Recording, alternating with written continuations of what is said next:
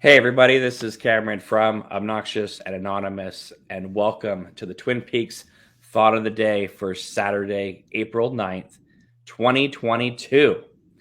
Today, my guest is Anthony. You may know him on Twitter as Twin Peaks Grammar. How the heck are you? I'm good. I'm good. Very nice to see you, and thanks for asking me to come on. Oh, I'm I not really appreciate it. I'm not sure what to expect, but it should be fun. It's nice to see you, man. So, Twin Peaks Grammar. Now, Jeremiah and I talked about this the other week, and we talked about how you're breaking down lines from Twin Peaks and other places from the books, or and dissecting the words out. I saw someone on your YouTube channel saying this guy's never heard of sentence diagramming. I'll be honest with you, I've never seen it done the way you do it. So can you just kind of explain one? Because I know you're relatively new to the Twin Peaks community. hmm Um, where did you come up with this theory of doing this? Is this something you're used to doing and you just applied it to this, or how did you come about doing this and then unleashing your talents onto the world? Well, thank you very much. I'll try to keep the backstory short. I teach middle school in New Jersey, and we were asked, sort of told, to sort of turn the knob up on our grammar instruction. And yeah, I think I'm okay with like grammar writing wise and whatnot. But I felt like I needed a little more of a precise vocabulary, and I just didn't want to have any like gaps in my own knowledge. So as I started researching more grammar, which I hadn't studied since probably middle school myself, like 30 years ago, I came across the sentence diagramming approach, and I really took to it. I'm not really sure why. I like doing jigsaw puzzles and stuff, so maybe that's why. And I felt like that was the most thorough way to possibly understand grammar and language. Um, and then, so I was using somebody else's material as I put together sort of a course for my students. And then I guess during the pandemic, I had time on my hands, and that's really when I got into Twin Peaks, incidentally. But I made a course of my own, and I couldn't be using somebody else's work, so I had to basically create sentences of every single type for every type of speech, and basically anything language can do. And Twin Peaks was like so hot on my mind that all of my new sentences were related in one way or another. So the course that I created is it's like a full sentence diagram and grammar course, but all of the sentences are Twin Peaks related. And So you're indoctrinating middle school kids with Twin Peaks grammar. That's fantastic. no, no indoctrination. I'm an anti-indoctrination guy. That's a whole separate thing. Yeah, I'm just playing. and I know I'm kidding. Um, yeah, so I mean, I whenever I could kill two birds with one stone, I prefer to, and whenever I can, I guess, do my job effectively, but also amuse myself, that's ideal for me. Do you remember the first one you chose to do? Uh, I'm really not sure, but I think the first person who commented or followed me was Ray Monroe himself. Oh wow. So that was like super cool, like I saved that. Yeah, And, absolutely. I'm like, oh, maybe this will end up being fun, because I was just like screwing around, and I'm like, I don't know, let me just throw this out there and see if anybody gets a kick out of it. It's sort of an eccentric hobby, but what are Well, you that's what I was trying to talk with Jeremiah about, because I was like, this is kind of a whole new way of approaching Twin Peaks that personally I've never seen before. gonna I do? don't know if other people have tried this before. Maybe they have, but they certainly have not made it as public as you. Um, I'm not saying that you're running around trying to make this and shove this in people's faces, but you're just kind of putting it out there. And you've gotten the attention of a lot of really notable, cool people that are, you may not have a lot of comments on your posts, but the people who do comment are all like top names of, in the community. So Yeah, obviously, that's how I roll in my real life too. I have like, enough friends where I could count on one hand, but they're all pretty cool, Yeah, yeah, you have definitely quality people commenting and following your stuff. So I'm sure it came as a surprise that Yeah, Jeremiah and I were talking about you. That's why I tagged you on the post because yeah, I was like, well, we talked about you, so you should know that we talked about you. So I yeah, appreciate you, that. And having a sense of humor about it and yeah. posting a clip of it on your channel. Yeah, so I mean, now I have like a little YouTube channel, and I don't know what the heck I'm doing, quite honestly. It's just like I'm having fun. I really, I've really fallen into the show pretty deeply. I think the first time I watched it was like maybe September 2020. Oh wow, Yeah, I mean, so I'm very you're a newbie. big time. So that's why, I'm still like in the phase where I'm getting a kick out of everything. Oh, And absolutely. for some people, it might, I don't know, maybe it hits like a little chord now and then, because these might be thoughts they've had 15, 20 years ago, and that they've long since forgotten about. All right, so I have to ask you, since you are, you just relatively new to not only the community but Twin Peaks itself. Yeah. I watched the show when it was originally on, so I felt the gap in time, Mhm. between the movie and the return. I remember the dark days, like 2000, 2001, where like nobody was talking about it. It was like you could basically, you know, you could never find anybody who's ever even seen the show at that point, right? At what there was no Netflix streaming, there was no DVDs of it. You had a a kind of a lame Fire Walk with Me snapper case DVD release. You had, I had the original broadcast recorded on VHS, but if people wanted it, you had to go to Suncoast Video and buy a really terrible, SLP box set. Yeah. Sometimes the episodes were out of order. Sometimes they duplicated episodes in the box set, and the pilot wasn't included ever. The pilot being included wasn't really a thing until the gold box DVD set came out, and then the subsequent Blu-ray sets and all that. So, what was it like going? I'm assuming you watched it in order. Yes. Yeah. So you did Firewalking before the return. That's right. Yeah. So what was it like going from seasons 1 to Firewalk with Me and the return, pretty much all in a row? Obviously a lot of people felt the difference between the first seasons, the movie, and the return. They all kind of have different feelings. But I can imagine watching it all at once. It must just feel like a downward slope to hell. Yeah. Well, it's pretty wild. The first time I watched Fire Walk with Me, I was in this room, and this is my shed that my wife and I kind of closed in and made nice. But we live in a rural area, and it's like, it's pretty scary. Like, like there could be a big bear like outside my window at any moment, and owls are not uncommon, right, flying overhead. So I was like watching it just terrified in here alone, like at 1 a.m. by myself. So oh wow, that was not maybe the ideal experience. But then when I watched it a couple more times, I kind of fell in love with that movie. Have you shown the series to your wife? Yes, yeah. Okay. We watch it together, and then at least once, and then random episodes whenever we can. Okay. So that's cool. And in fact, that's great. Yeah, and my 8-year-old daughter Vivian is like, she doesn't watch the show, but she watches me enjoy the show, and All right. she could talk backwards now, and she gets a kick out of the whole thing. She draws me like random pieces of art that's related to Twin Peaks. Like, oh wow, that's great. You have to post a few of those on Twitter because people will eat that stuff up. Yeah, I did. I did. I'll find it. I'll track it down. Yeah, or actually, well, I'll show you. Well, this is my wife. She just drew this one day before her first cup of coffee. oh wow, That has like a nice little vibe to it. absolutely. That's not her. That's just what she drew. And then my other daughter drew this portrait of me one day just for fun. Bring it. Yeah. Right. Oh wow, that's great. So that's pretty cool. So everybody kind of gets a kick out of it. Absolutely.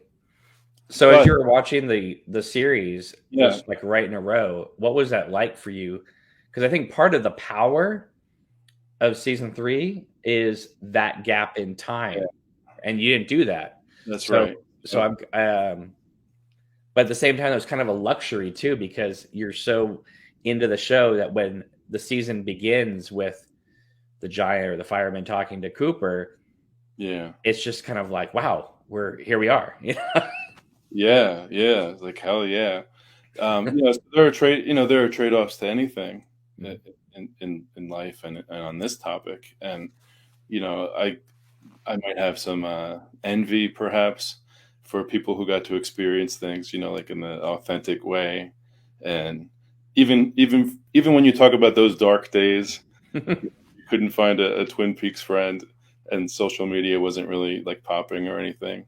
Like even that sounds a little romantic to me when you talk about that. In But retrospect. yeah, only in retrospect. Listen, it did not help when there were these petitions around 99, 2000 to get the missing pieces released, and then we got the snapper case DVD pretty much straight to Costco with this little crappy making of and a trailer, and then David Lynch is doing press for it was either the Straight Story or Mulholland Drive, because it was right around that time, and he was just like, yeah, Twin Peaks is as dead as a doornail. I remember seeing a lecture that David Lynch did at Berkeley, and he was taking questions, and a young man gets up and asks him and says, hey, I was just curious, do you think we'll ever see any further adventures of Agent Cooper? And David Lynch said, next question, please. Yeah, okay. Yeah, that's where he was. And I was like, well, okay, well, I guess we're not going to go there.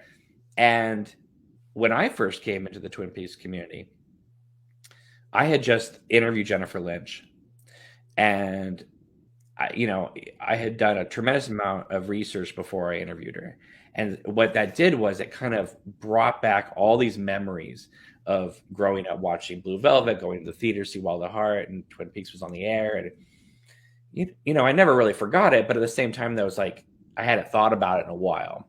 So it kind of brought it all back. And then, so I started poking around and meeting people in the community and all that. And I thought, okay, well, it'd be kind of fun to kind of start videos and talk to people about the show. And then we heard this Blu-ray set was going to come out, and I was like, well, that's exciting. Let's talk about that. And there's going to be the missing pieces are finally coming out. Fantastic. So I figured, okay, we'll just talk about that. And then I was like, well, probably going to wrap this up because I don't know what else more we can say. Yeah. And then all of a sudden it was announced that there was going to be a new season. And so I was like, okay, well, that's what we're gonna concentrate on. And so this channel became more. We talked about other things, but was like, the new season is coming.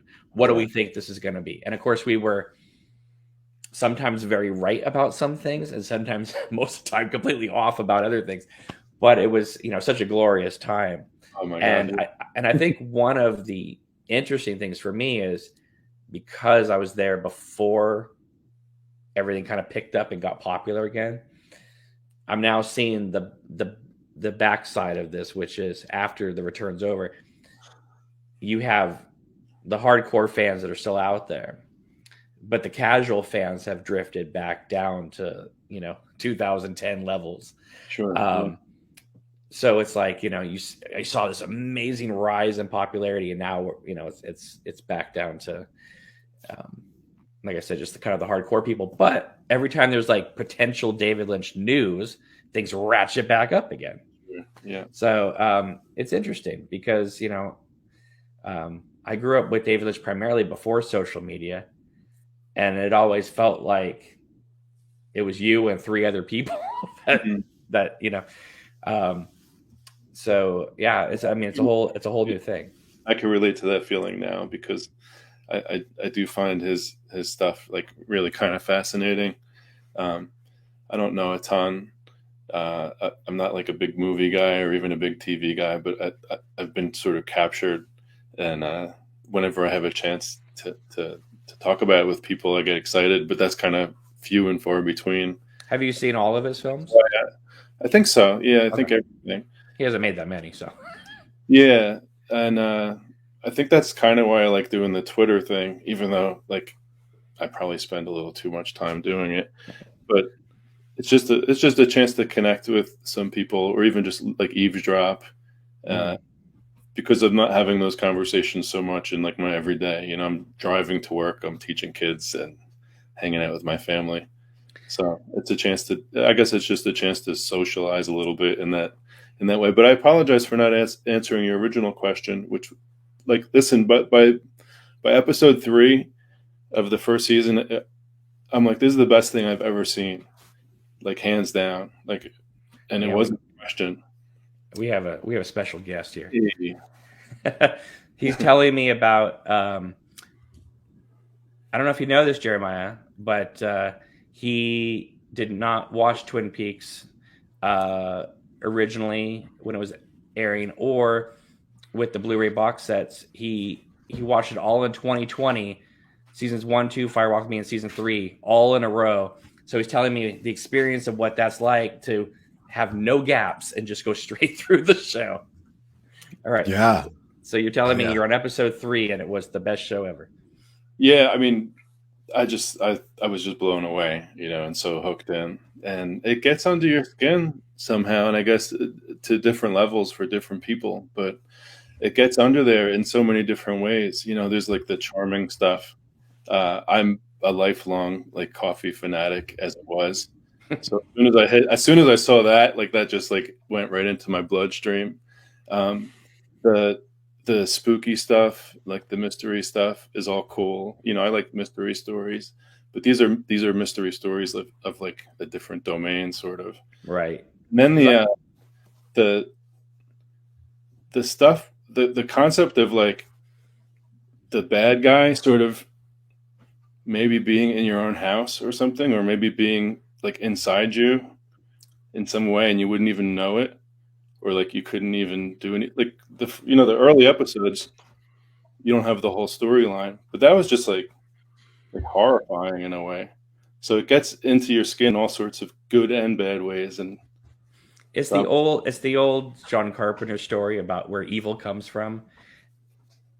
I was just going to say that. I was like, this is great. Forgive me for interjecting. Go ahead. But but this is a classic thing. And I was thinking about this morning, actually, about, I don't know what brought it up, but John Carpenter, I think it might be like the Thing commentary or an interview, but famously he's like, look, there's two kinds of horror stories or ghost stories or whatever you want to say. There's two kinds of stories.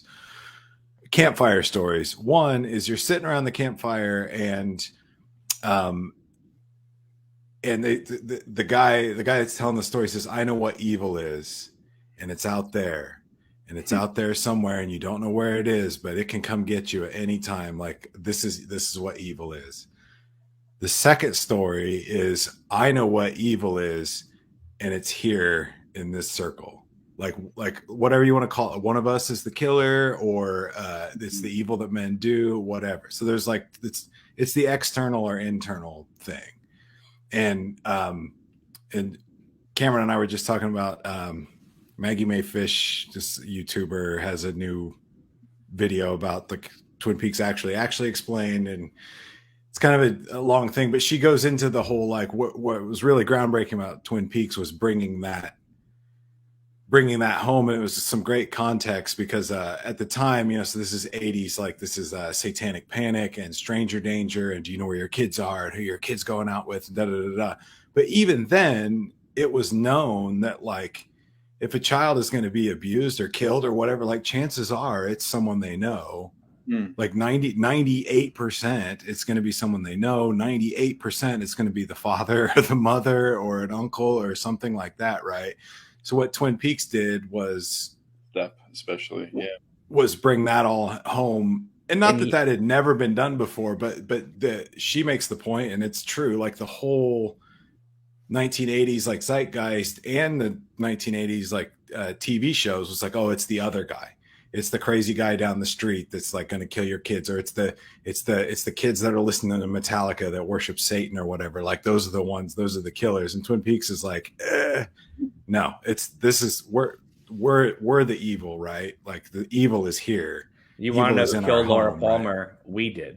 We did, right? Yeah, right? Exactly. And what's interesting about that is when season 1 came out, Leland was like number 10 or 12 on the list of Right. potential suspects. Right. You look Like, at all the surveys and stuff, and it's like everyone's like, "Oh, Leo and Jacques," like Leo, Jacques, Ben Horn. Like, I remember watching it with my sister, and she's a bit older, but she was a big Agatha Christie mystery fan. She goes, "There's no way Leo Johnson's the killer. Okay, he's way too obvious. Yeah. They don't ever that kind of person, And it's like, yeah, they're not going to do the Frank Booth thing in Blue Velvet. It's like Frank Booth walks into Blue Velvet, and you go, guilty. Like, there's just, who else is it going to be? The man with the yellow coat, So, it was like, I think it was, they talk about the, just the perfect star alignment, when they talk about season 3, right? The stars align. It's what it is. It's this idea of using like Peyton Place, right? Which was a big movie starring Russ Tamblyn. And, it was about a small town and there was evil there. And, taking that, using the soap operas, using Blue Velvet as a template, it's just like everything just kind of came together. And it's like, if Kyle had not been in Dune, then there probably is no Blue Velvet, and there's definitely no Twin Peaks.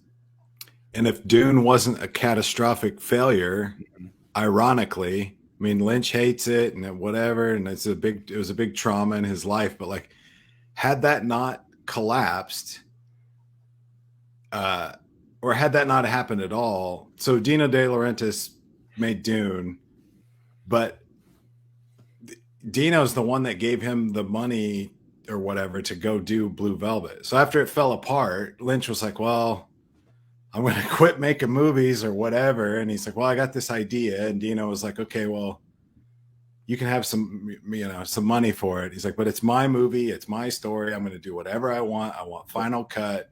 Like, that was the moment where Lynch became whatever the Lynch we know today. Of course, Eraserhead, Elephant Man, whatever. But had Dune not been the problem that it was, we wouldn't have any of that stuff. He wouldn't have made a small story that's tight, that's his own, the director's or final cut, Blue Velvet, which Blue Velvet begot Twin Peaks, begot all of that stuff. Absolutely. And what's funny is that if Dune had made any money, he was contracted to have to do the sequel. Yeah.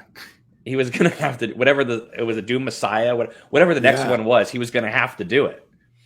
In my dream, I love Dune. I think I'm in love with Dune. So, how badass would a David Lynch Dune Messiah be? I watched it like 4 times. Like the first week I saw it, I watched it on my phone while I was driving.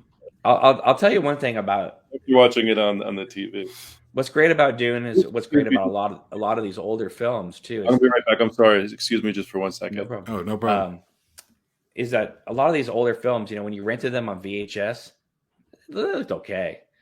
But no matter what you think of Dune, seeing it in 4K on the Arrow release, you're like, yeah, this is pretty awesome. Like, even if you can make notes and complain about this or that, the presentation of it's so cinematic. And what's kind of cool about it is, I mean, no offense to David Lynch's other work, which I love, but it's like, we've never seen him with that kind of budget again. So just for that, it's cool. Especially when he's playing the space miner, which they had to cut that out for the TV cut. He wouldn't even allow his cameo to be in the TV cut. Right. It's such a bizarre, I mean, we've talked about this a million times. Like, I am willing to admit that it's not a great film. So if someone says, hey man, I hated that movie, it was terrible, I'll be like, all right, no problem. But yeah, exactly. Like, there's some bad compositing, pre-CG compositing. There's a couple of shots here and there. You're just like, but man, like the guild minor creatures, the Baron, just the creepiness of it. It's like a lot of that creepy Baron Harkonnen stuff comes from Lynch. It's not in the book. Like the blisters on his face and spitting on Lady Jessica and milking the cat and all that stuff, like all that creepy, weird stuff that like gets in your brain. That's all Lynch, man. I can't Like, believe all of that Dino De Laurentiis let that stuff through. You know, you would think if you're making a bunch of cuts to get it down to 2 hours, you would cut out all the weird stuff. Well, and what's weird is like that's what stuck in my brain as a kid. Like, you know, this was supposed to be a return. I mean, he was going to do Return of the Jedi, and Dune was going to be like another Star Wars, you know. But like, I remember even being a kid that was into Star Wars. I saw Dune on so when did that come out? 84. I probably saw it like 86 on TV, right. And like even edited for TV, like there's some gory, weird stuff in it. Like, I mean, you always see the birth of his sister, and you see like this weird image. Oh yeah, the birth of the sister, Raban's decapitation, the Baron killing that sacrificial weird, the kid, like the very like, you know, when Twin Peaks came out in 1990, and it was a hit, right? So in the summer before they re-aired season 1, because they re-aired season 1 before season 2 came out, because there was no DVDs back then, right? So they said, okay, we got to re-air this thing. You know, it's not very long. At first, they were going to do, I don't know if you know this or not, they were going to do like a 2-hour, like where they like cut the whole season down to like 2 hours. So pretty much it was going to be like just the Cooper mystery, and then they were or the Laura mystery, and they were going to show that before season 2. But they nixed that, and they decided to go with this like really strange, but kind of cool, like Alan Thicke like thing where he talked about Twin Peaks and cop rock. Mm-hmm. But in that between time, it was like, oh my God, David Lynch, he's a genius. We're going to re-air Dune, and we're going to re-air it as this like full-on extended cut.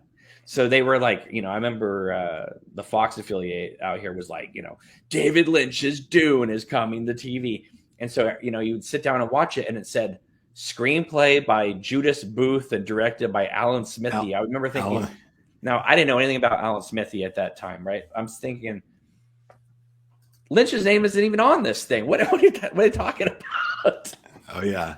You know, no, so I bought the, I was obsessed with it when I was a kid, and I went to a comic book convention, and I bought the double VHS tape bootleg Japanese, you know, like 4-hour version. Have you ever seen that, Anthony? No. So there's a 4-hour cut of Dune where like the first 20 minutes is all storyboards and narration that are giving you the backstory. That what's so funny is like that was the big thing, was like back in the day, like all the book fans were down on it because, oh, it's the story's so big and he didn't capture it all, and you know, and then this extended cut comes out, and there's all this like how the history of the Empire and the Atreides and the Harkonnen. It's like if we give you more backstory, you're going to understand this, and this is all going to make sense. And it's funny. It's like, you know, 20, 30 years later, I watch it, and I'm like, and as a fan of the books, I was going to also ask you if you've read the books, but like, I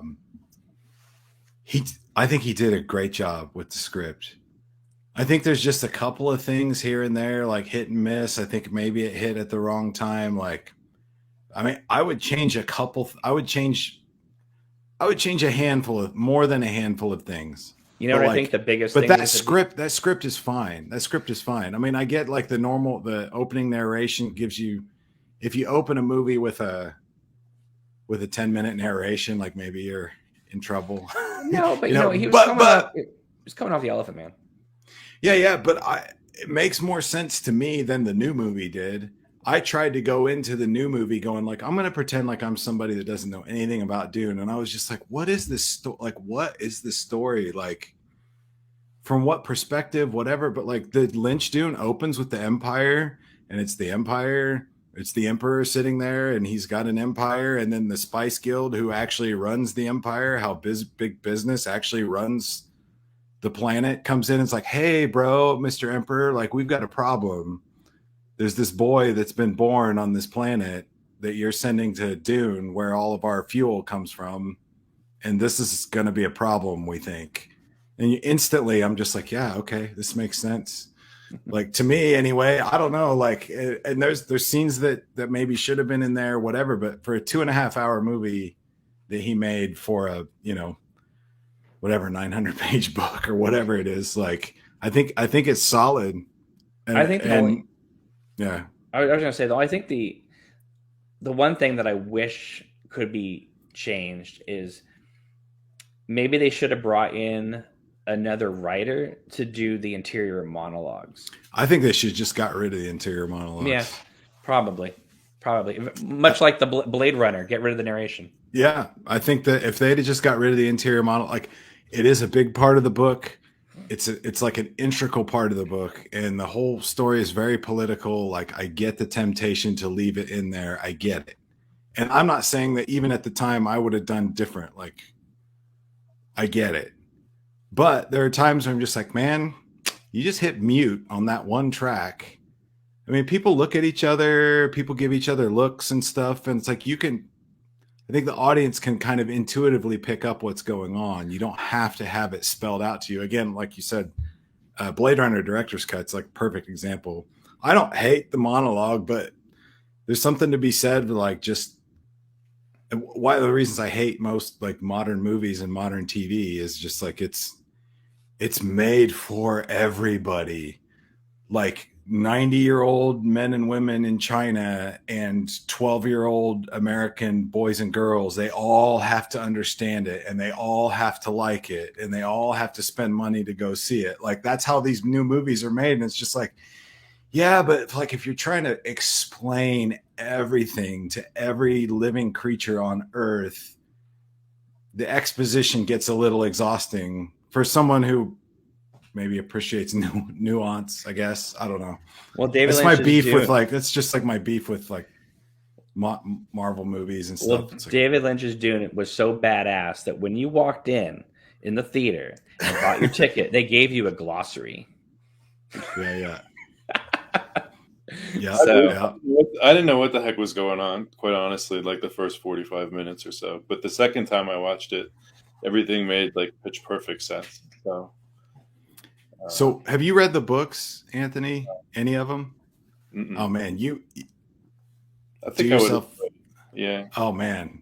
So I mean, I love David Lynch. I love the movie, whatever. But the books are like, I mean, it's the Lord of the Rings of sci-fi. Like, it's in my opinion, I haven't read everything. I'm not like, but that before, I mean, there was Philip K. Dick, and there was, I mean, it's not that Frank Herbert was the greatest sci-fi writer or the original sci-fi writer, but, like, I don't know. There's just something epic about, it's like Lord of the Rings. Like, it's political. It's about the whole world, or all aspects of life, like love and death and family and lust and revenge and power. And it's, there's multiple planets, like multiple planets that have multiple things. And there's geopolitics and all that stuff, and religion and philosophy, and the words are crafted. I think you especially would get a kick out of it, because I don't know if this really spells this out in the Lynch movie, but the idea is it's like 1,000,000 years in the future.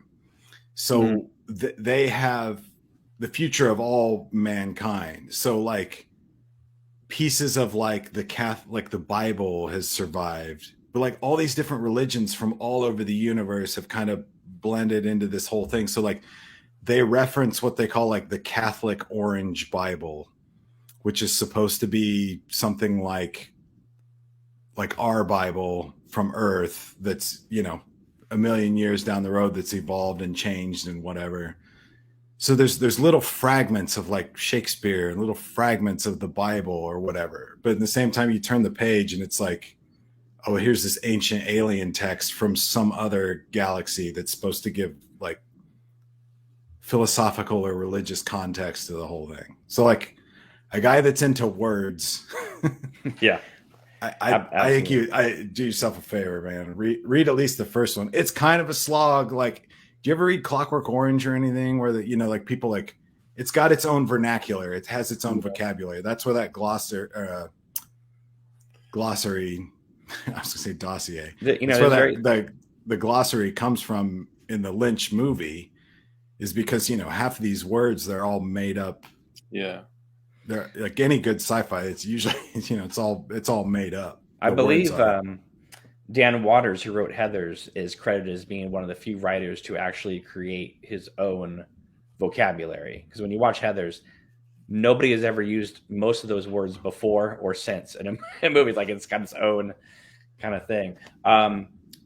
Just real quick, Richard Austin, who did the whole What the Haiku thing for a year, he's invited us to do a Dune watch along. We have not set a date for that, but Anthony, you're more than welcome to join since you're a Dune fan.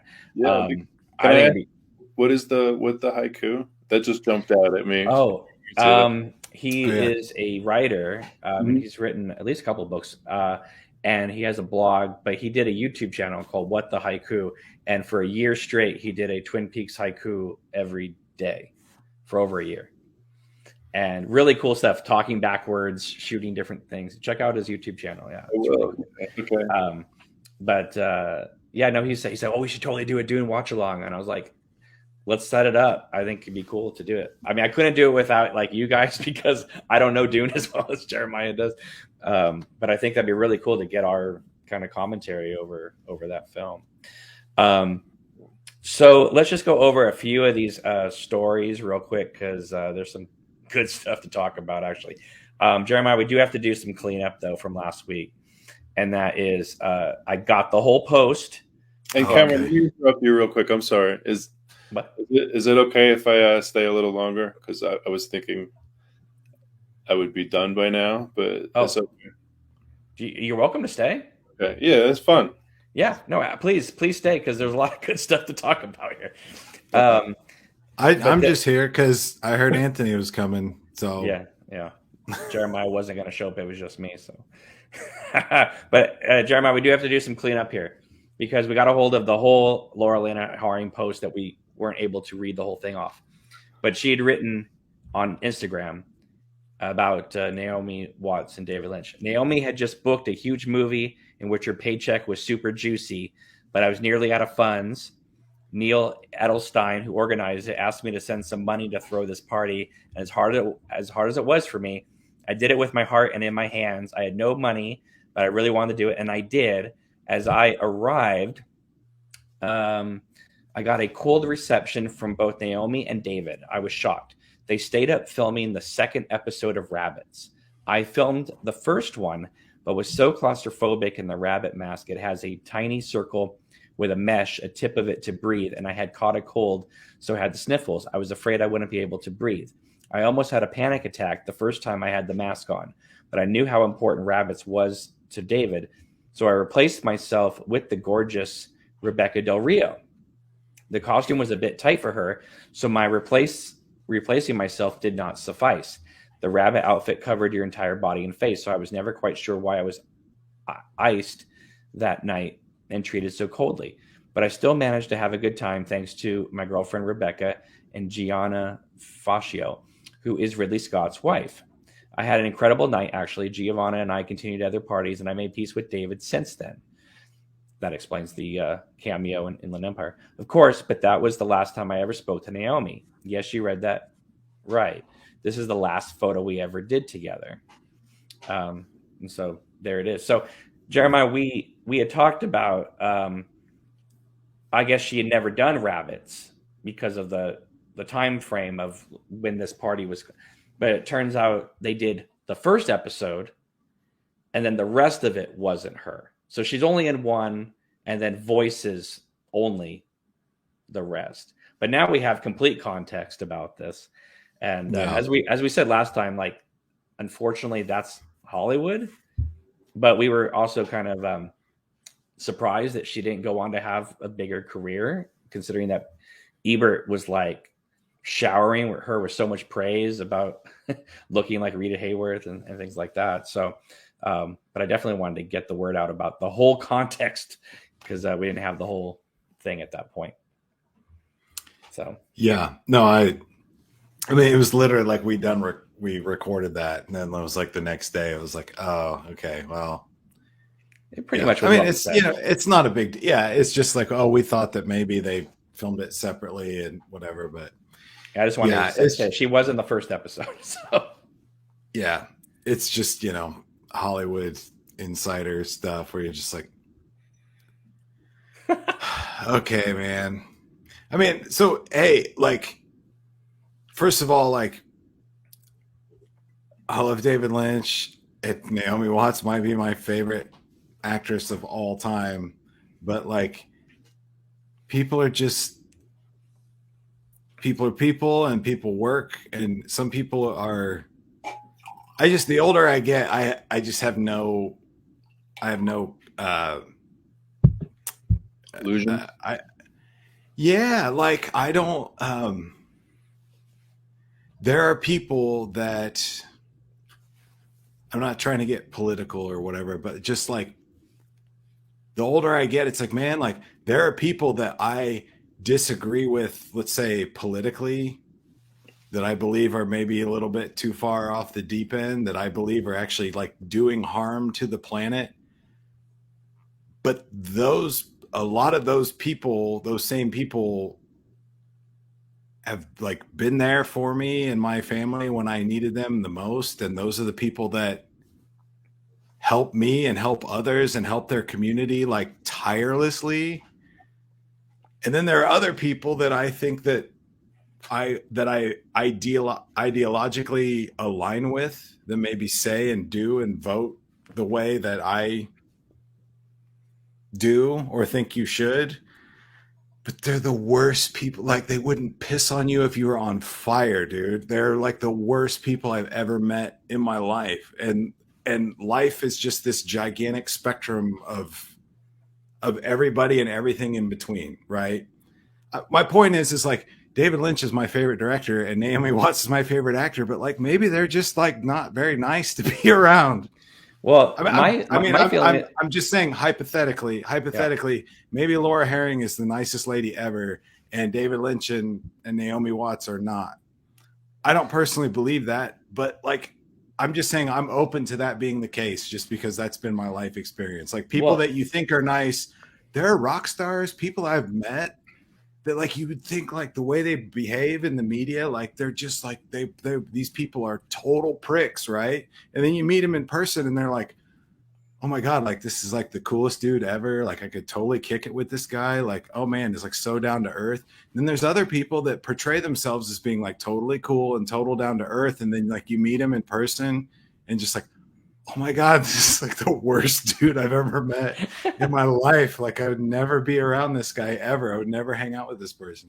So whatever. I just think that it's this big spectrum. And hey, it's not on the other. So that's standing up for Laura Herring. On the other side, like, David Lynch is probably like, hey man, I'm like trying to shoot this thing and she's complaining about the mask and doing this and getting a body double and complaining, and Naomi's here and she flew all the way from Australia and she's trying to shoot this thing, and we're dealing with Laura neighbors, and she can't. Neighbors complaining.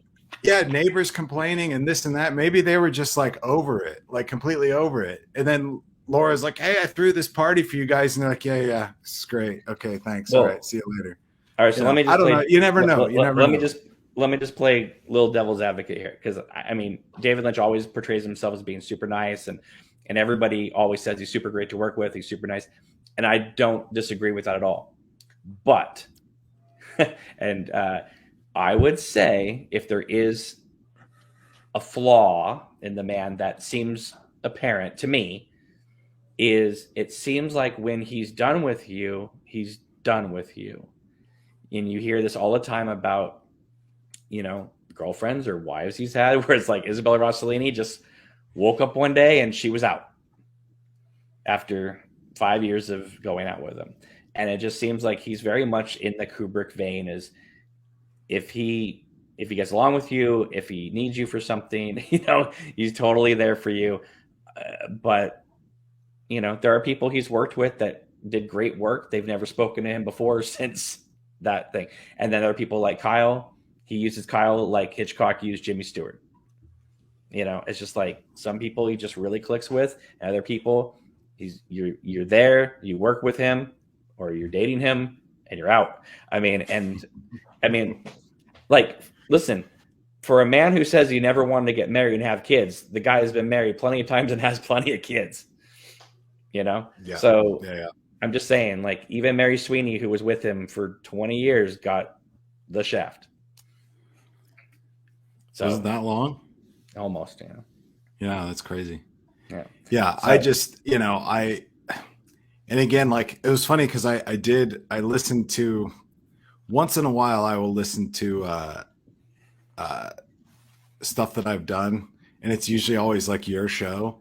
So that the live chats that I've done on my show, and actually, Anthony, I listened to most of the interview you did of me because I was telling my family about it. But basically, I usually don't listen to my own voice because I hate it. But once in a while, I'll be like, did that sound okay? Or did that, I was like, remember I talked about that one thing. Did that make any sense? Like, okay, I'll watch it, you know?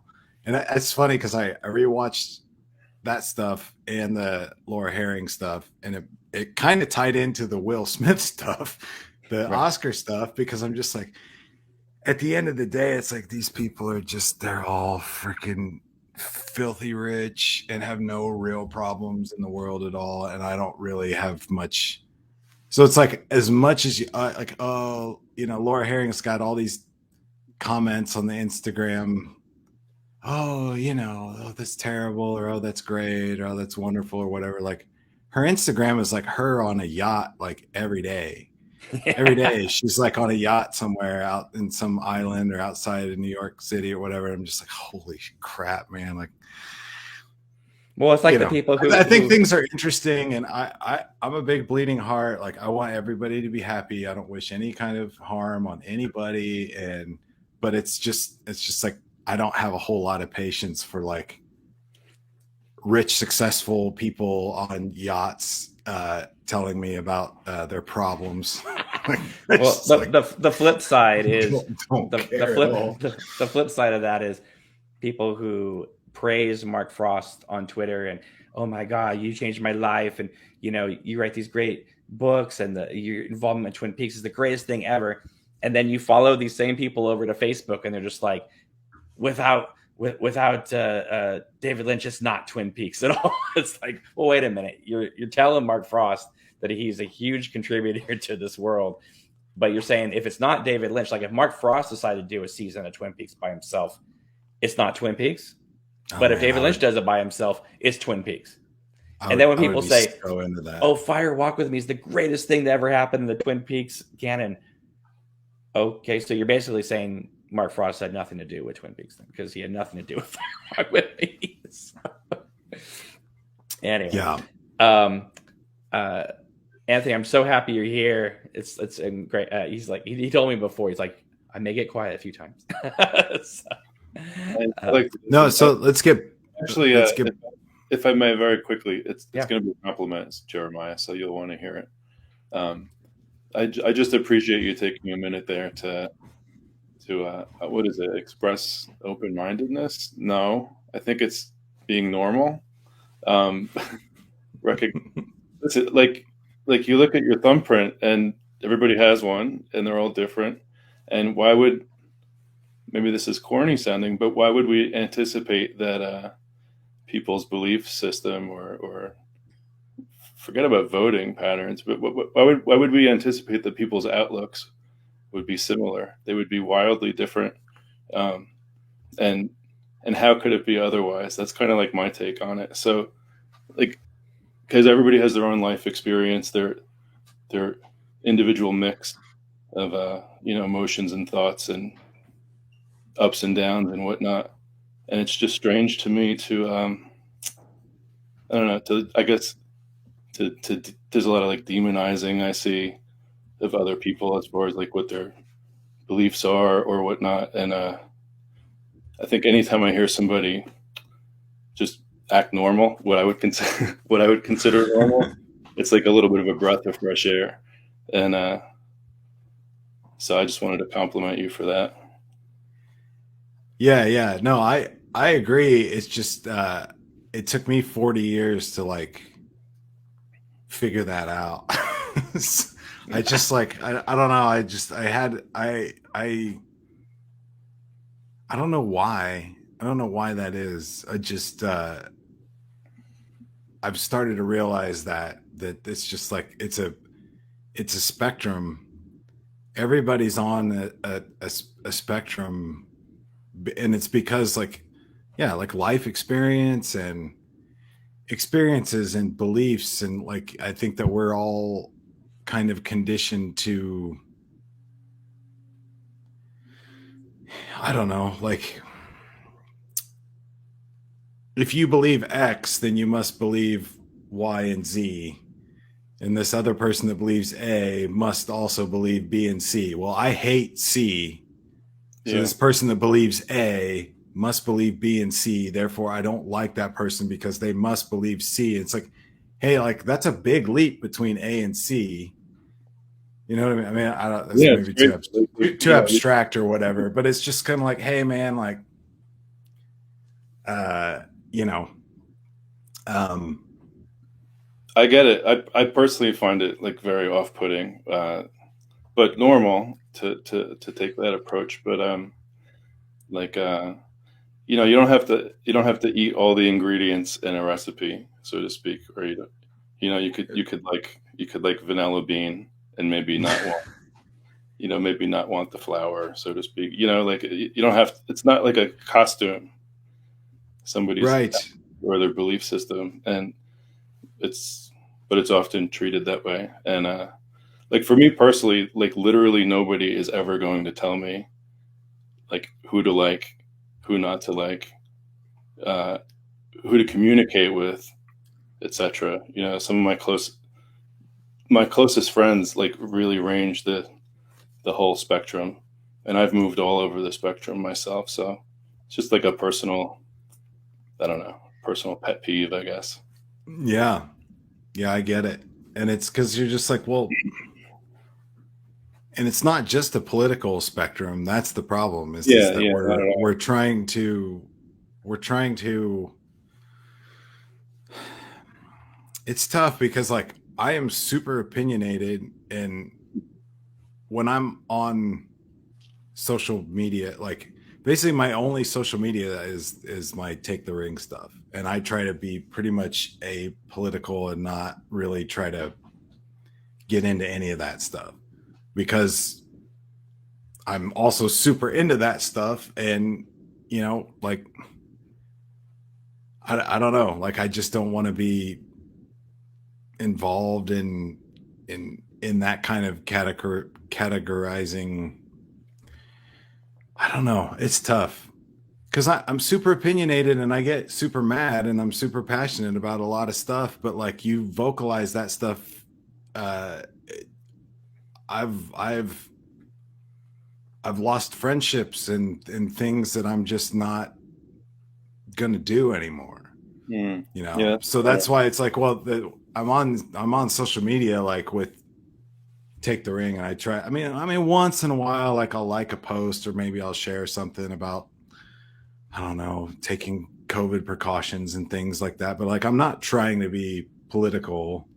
In my private life, I totally am. But like when I'm out in the internet, like I'm just like, I want to make friends and see where people are coming from. And I kind of have a line in the sand, and that's kind of like basically like openly adoring fascism, or Nazis or whatever. Like, but other than that, like I'm pretty much just like, okay, like not everybody, that's the thing. And like I said, I've just learned that not everybody that believes X also believes Y and Z, and Well, it's like so you I gotta said, give people the benefit of the doubt, I think. it's like I said on my Twitter the other day.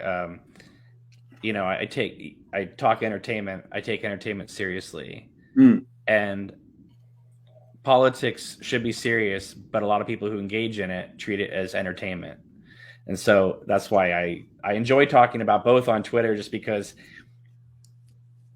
the politics that I see happening today are not about policies. It's about performative, like Exactly. like it's not real politics. It's just performative stunts to see who can be the biggest jackass out there. Yeah, And that's yeah, what I yeah. like commenting on, and drawing attention to itself. But And there's plenty of fodder where that goes. Yeah. yeah, exactly. Yeah. And I mean, honestly, on both sides. But it's like, I love to point that kind of stuff out just for my own amusement, whether people like it or not. But I Well, don't yeah, want to keep. I have a little trick. I have a little trick that I use for myself. I wouldn't recommend it, but on Twitter, I set my location to like various foreign countries, to languages that I don't speak. So whenever there's trending stuff, I have no idea what's going on. And so Oh, that's interesting. yeah, I like doing that. And I guess the Twin Peaks stuff is, I guess the foreign stuff and the Twin Peaks stuff combined is sort of like, I don't know. I'm in a moment where like I'm kind of out of the politics stuff for a little while, because I was kind of really heavy for a bit there too. But, Yeah, me too. And so it ebbs and flows, but I don't want that's that. That's kind of where I'm at. Like, it sucks because it's weird, because it's like, well, if you don't talk about certain things, and that must mean that you don't care. And it's like, trust me, like I've cared more than the average person and done more about it over the last, say, 20 years than like most people that I know. But right now, at this moment, I'm just like, well, you could. I just want to take a break, and I want to make friends, and I want to meditate, and I want to like recenter myself, and like I'm not going to get involved in the day to day, like there's something to be mad about every day, and I am upset about it, about all kinds of stuff, but like I'm not gonna go scream at somebody I don't know on social media about some issue that's way more complicated than 160 either of us characters. Yes, exactly. I mean, to me, I feel like it used to be you dealt with the world around you and then your interior self, right? Well, now it's like, I feel like my inbox and my emails are just overflooding all the time. So I have a thing where I have to delete at least 25 emails a day, right? Just to kind of just keep it down. And it just got me thinking, it's like, I got to deal with the world around me. I got to deal with myself, but then I also got to deal with the online world. So it's like literally going into the matrix and managing my life there too, and it's like, I don't know if people are smart. People can handle multiple things. I just, it's like the ending of Gremlins. It's like, I don't think that social media, I don't think the human race is ready for it just yet. Maybe we should put it away for a while and bring it back when people are more, I think it just came out of nowhere, and people just, like my family, they're older. They grew up during the Walter Cronkite years. So anything that comes across their feed, they believe, because that's how they were raised. And it's almost like maybe we should wait for that whole generation to be gone, because I mean, my mom reading something from the Philippines saying, well, I read this has to be true. I'm like, it's not true. But I don't think that the human race is quite ready for social media. But at the same time, though, it's like everyone who says, oh, I deleted my Twitter, I deleted my Facebook. Yeah, you can do that. I get that. I understand the need to do that. I want to go back to MySpace so badly. But this is how I message people. This is how I get in touch with people. This is where I post stuff about Queen of Hearts. I can't get rid of it. I would love to just stay on the YouTube channel and that's it, but there's no way to engage that way. But I don't want to keep you guys here forever, but we got a few other quick topics to go through if you don't mind. We want to discuss the meaning of life, Cameron. We don't have time for your Twin Peaks nonsense. We talked about this last week, where we said that one of the things that Anthony and a few other people are doing, but especially Anthony, is that by dissecting these lines, these words, these sentences, it's like, I'm going to speak about you as if you're not here for a second. So forgive me, Anthony. Is he dissecting Twin Peaks in David Lynch's work, or is he actively like dissecting the man's subconscious? Because sometimes the things that are said in the film are not in the script. It's just David Lynch saying to Jack Nance, say this line. And I find that fascinating that in a way, Anthony is getting closer to David Lynch from another angle that we others aren't.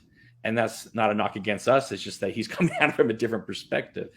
So when you talk about like analyzing the meaning of life, I feel like in a way, I remember I showed Twin Peaks years and years ago to a kid that when we were both students, and he's from Palestine, and he watched it, and I said, "What did you think?" And he goes, "It was like the Bible.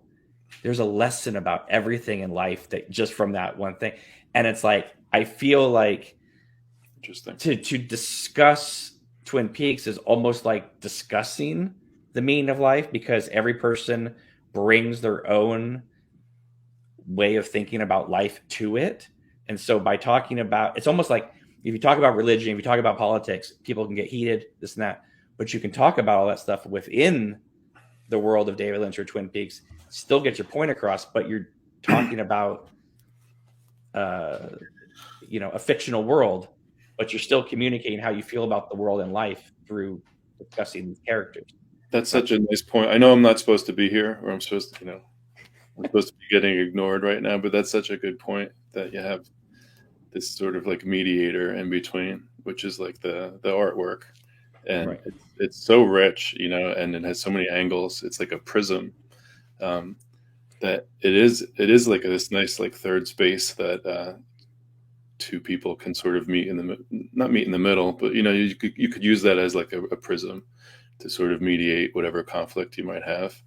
I mean, do you remember right after The Return where, because there's a lot of people who are, very left leaning who love Twin Peaks, but then there was that whole story that came out where like Twin Peaks was like one of the favorite shows of like neo-Nazis, and Mark Frost like went ballistic on Twitter about it. Like, what?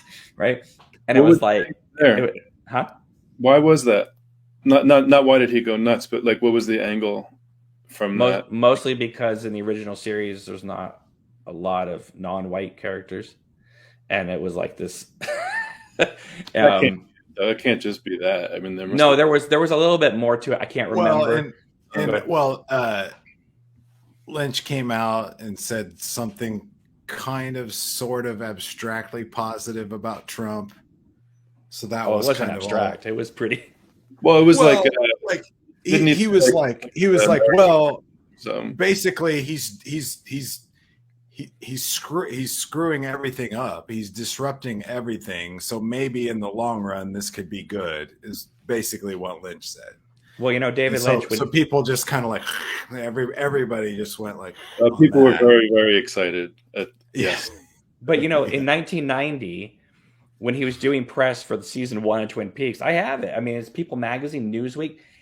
He full on is saying, he says, I am a Reagan conservative. Oh, yeah.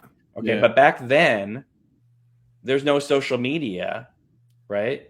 And back then, Reagan conservatism looks very different than Trumpism, right? So I think it was just like, I think he felt like he could say similar things today.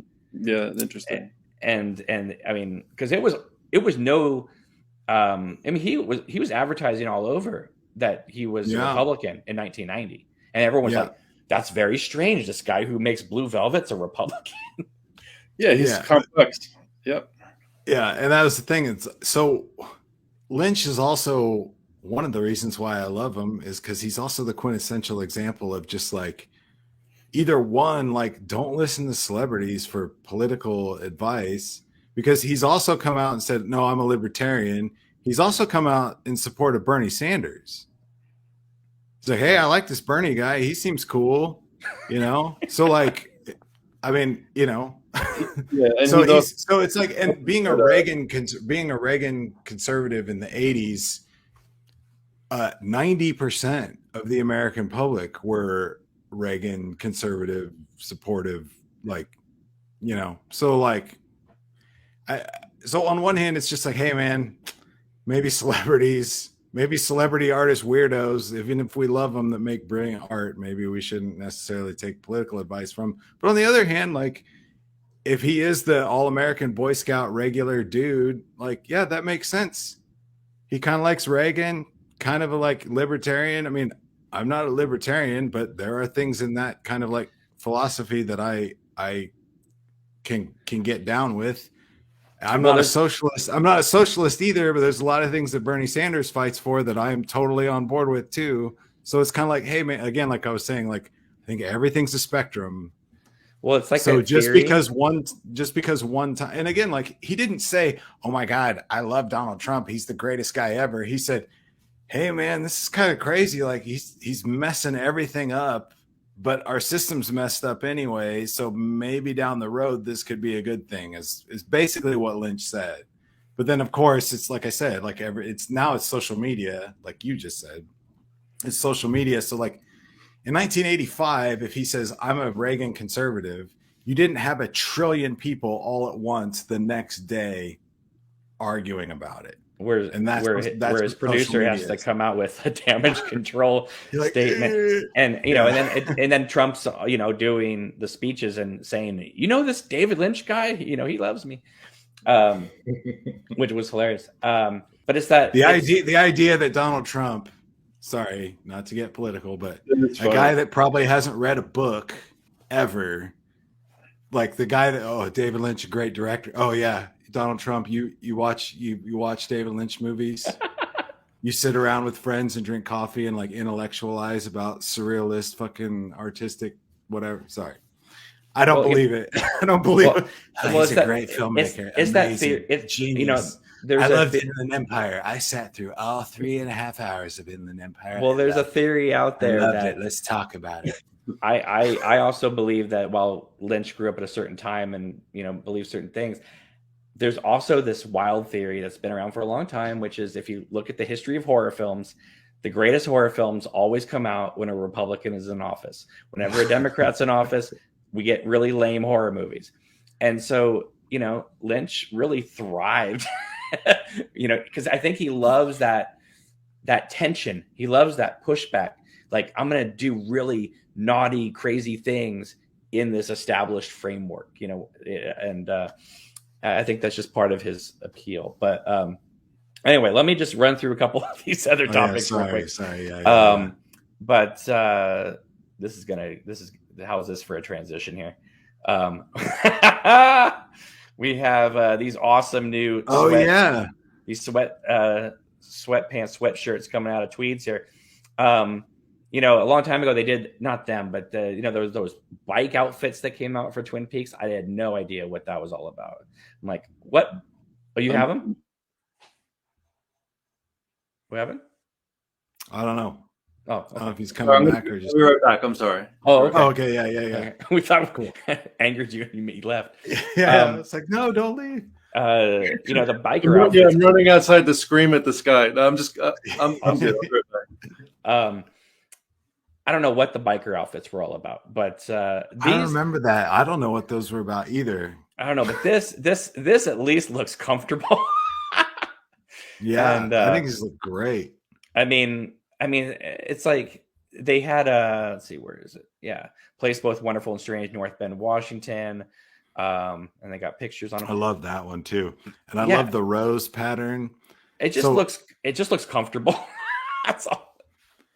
They look comfortable, and I love the whole sorry, I don't know what you want to call it, like rebranding. Mm-hmm. Like that's not a Twin Peaks font, that's not the double R font, right? You know what I mean? Like the design of it, like this is like we're gonna take these phrases and these ideas and kind of like make our own thing. So I wish I remember what kind of, I used to know what kind of font that was, but like it's I don't know where you took the pictures down. Well, sorry. So I can't see. But I like the kind of rebranding of A Place Both Wonderful and Strange. Like They could have easily done that in a different font, like a Twin Right. Peaksy font, Right. but it's like, no, it's got a rose and it's kind of this gothic, like not Eastern Bloc, but like it's definitely like a more of a gothic Right. gothic font. Right. Eastern Bloc is like the Russian, like the hard, All right. Next thing is, did you see this Mark Frost tweet today? Hopefully this is the right one here. Yeah. So someone writes, Mark, was there ever a network pushback on introducing Denise at the time? Apologize if you've already heard the story. And Mark Frost says, ABC was so worn out by that point with everything else be thrown at them. All I recall is a mild whimper. That is hilarious. I can just imagine the network going, Yeah, it's just like, That's really funny. But Mark Frost was very active today on Twitter. Some days he's really? not. But because of we're doing what? posting Saturday, but today is the 32nd anniversary of the Twin Peaks pilot airing, which makes me almost want to break out my 4K version of it and watch it. Makes me want to break out in tears. Boom. But because we're old. Get it? We're very old. Very old. Very old. Not Anthony though. He watched it on Blu-ray. Yeah. Or no, did you watch it on streaming or on Blu-ray? From the library. Oh my DVD. God. Oh wow. Even better. I love so the library. I got to ask you, like, I meant to talk to you more about this when we talked, but so like in a nutshell, what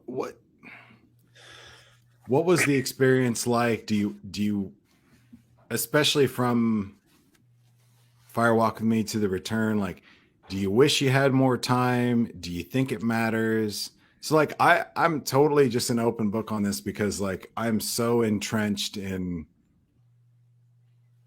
everybody's entrenched in their own experience. I told you, like, I watched Fire Walk with Me first because I was stoked on Blue Velvet and David Lynch, and someone was like, oh, you got to watch Twin Peaks, but the only thing at the video store was Fire Walk with Me. So I went ahead and watched it. It blew my mind. Of course, it spoiled the Laura Palmer thing, but it still blew my mind and like sent me down this path. So then it was like another 6 months before I went and bought the VHS tape. So then I watched the series. So then in my mind, I'm like, oh, this is the real Twin Peaks. The movie is kind of like this spin-off prequel kind of a thing. It's kind of like, it's only 2 hours, but the show is like 30 hours, 29 You're like sitting hours. there like, why are they spending all this time with Ben Horn? He's not even in the movie. Right. Well, I mean, to be honest, like once I got into the show, after the 2-hour pilot, it was almost like a clean slate. Like, obviously, I always remembered who killed Laura Palmer, but I'm not going to lie. By that second season, I'm like, now wait, it's the dad, right? Because like I watched the movie, but then I'm like, now I'm like 14 hours later, I'm like, wait, I thought it was Leland, but now it seems like it's obviously like Ben Horn or somebody else. Like, but anyway, I was curious, like, do you wish you watched it in a different way or not? Or do what was your experience like, especially between that 30-year gap, Yeah, well, I mean, there's trade-offs to everything, and that's sort of just like a personal mantra that I have. So I'm very envious often of other people's experience with the show, but I think I didn't have the level of frustration with Dougie that most people did, like longtime fans did, because I didn't wait. I didn't wait 20 plus years to see Cooper come back, or week to week. Precisely, yeah. You just went straight through it. I think what I envy most is anybody who watched it in 2017, like, and had all that banter in between every week and all the predictions and whatnot. We were wrong most of the time. So. Yeah, which is great, because I love being wrong. That's, I don't know. It's just a chance for reality to test you. But I don't know. I don't think there were a ton of advantages the way I did it, but I was just very enraptured like the whole time. And one advantage perhaps is that like I just have this like big enthusiasm, like still, that maybe I think many people do have the enthusiasm, but I still have like that neophyte, like that newbie enthusiasm. And thoughts that you guys have like long had and long forgot, like they're coming to me for the first time. So and I think when I share them like publicly in my little way, most people are probably often rolling their eyes because they're like, yeah, we this has been discussed, chewed on, and spit out like 10 years ago. I mean, it's so fun. Hey, you know what? The same thing happened when I was involved in a true crime case, investigating it, and everybody who comes to it would ask these questions, and they're just like, yeah, no, that was already discussed 10 years ago. That's just going to happen everywhere. Yeah. And like you said, you're not going to get frustrated with Dougie on just a pure watch, because it's like everyone told me Walking Dead season 2, they said they stay at the farm far too long. Well, when I watched it, I didn't feel too long because I watched it on Blu-ray and I just watched it in a day. So I felt like we had just, it was just a day. Whereas if we had to spend 12 weeks with Dougie. It was 3 months of Dougie. And so not that, a lot of people got frustrated. I understand why. But if you're just going to breeze through it in 2 or 3 days. But I also think you're talking about trade-offs. The trade-off is that you didn't have that that time in between to marinate, to think about it. So it's like you kind of watched it the way if Netflix had just dropped it all in one thing. So you just zip through it. And so what's exciting is now you're kind of on your rewatches, you're connecting things with, that a lot of us found connections in the work throughout, and a lot of it ended up not being correct, but the connection still worked too, which made it really kind of odd and really cool in a way, But I was just going to throw it out to you, Jeremy, real quick. When you watched that series for the first time, once it got past the Laura Palmer mystery, whereas a lot of people think, oh, I don't like that part, that must be the most exciting part for you, because now you're stripped away from the Fire Walk With Me aspect, and now the show is a free reign for the rest of the season 2, because you didn't know what the hell was going to happen, because Yeah. I remember, and still to this day, and we talk about it too, like Wyndham Earl, I love all that. I'm a big Sherlock Holmes fan, big Moriarty fan, the true nemesis, right? So it's, once they got through the Laura Palmer stuff, which I love Bob and all of that stuff. Of course, I hate James and Evelyn and Little Nicky and a lot of that stuff. Like everybody else, that's fine. But it doesn't bug me so much, because I really, really like Wyndham Earl and the Black Lodge, and that final episode. I remember watching that final episode. So I bought the VHS tapes. I was like 15, 16 years old, and I was saving up my money, and I was super stoked on David Lynch and Fire Walk With Me. And like, oh, there's the show, and like, oh, Suncoast has the box set of the tapes. So like I saved up some money and I got a Christmas bonus, and I'm like, I'm going to just go buy the whole thing, and I'm just going to watch. And like, I was like binge watching before it was cool. Mm-hmm. Like I was a kid in school, and like I'm staying up till like 2:00 in the morning in my basement, in my parents' house, in my basement, watching this show. And I remember it was like 2:00 in the morning on a Wednesday night or something, on a school night, when I finished the show. And it was almost some like Red Wedding, Game of Thrones shit, like like Dougie or Cooper smashing his head in the window, and get the whole that last hour of the Black Lodge, and that was the craziest thing I'd ever seen. Like Maddie's murder was one thing. Fire Walk With Me blew my mind. Blue Velvet was just terrifying. So all that stuff, but like there's something about the end of season 2.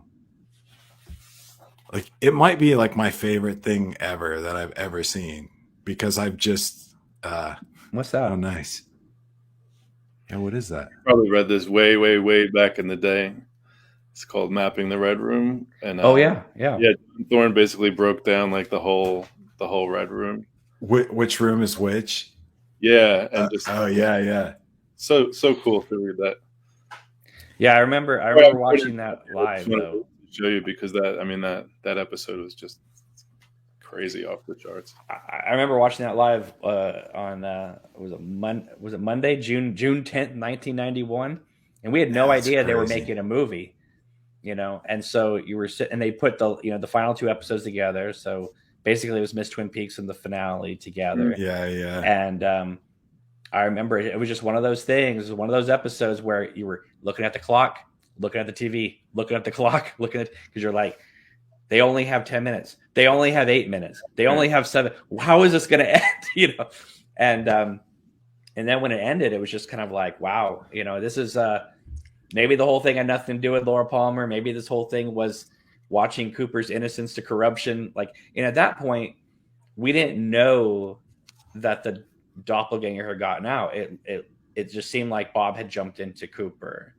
And it wasn't until Fire Walk With Me that we realized that the other Cooper had gotten out. It was like, oh, thank God, Cooper's still good in the lodge and all that kind of thing.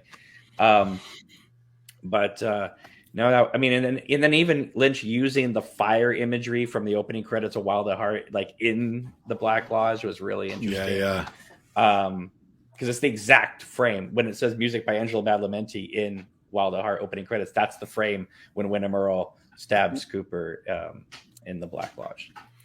But real quick, at the risk of digressing a little bit, I just wanted to ask you, Cameron, the woman who plays Annie in your movie. Yes, she sings some of the Sycamore Tree song. Oh yeah. What a beautiful voice she has. That's all I wanted to say.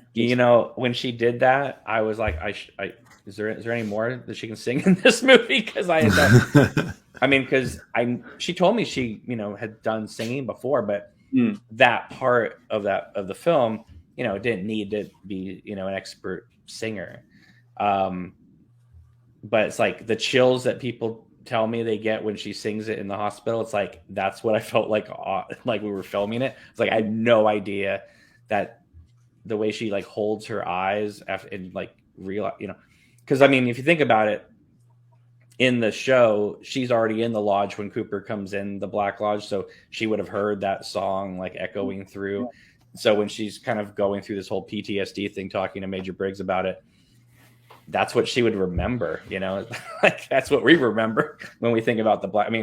We remember Laura screaming, and we remember the sycamore trees. A lot of other things people maybe don't forget, but Laura screaming in the camera lens, and the sycamore trees song is what a lot of people remember. So I wanted Annie to definitely kind of reflect that. But yeah, no, she also does the overture for the song. Yeah. And she just dropped a song today that she recorded with her dad. And I looked to play it, and the song is called Caroline. And I texted her and I'm like, you recorded a song called Caroline? That's crazy. So anyway, yeah, she'll be thrilled to hear that. And you said you'd only seen the first act, right? You haven't seen the other parts yet.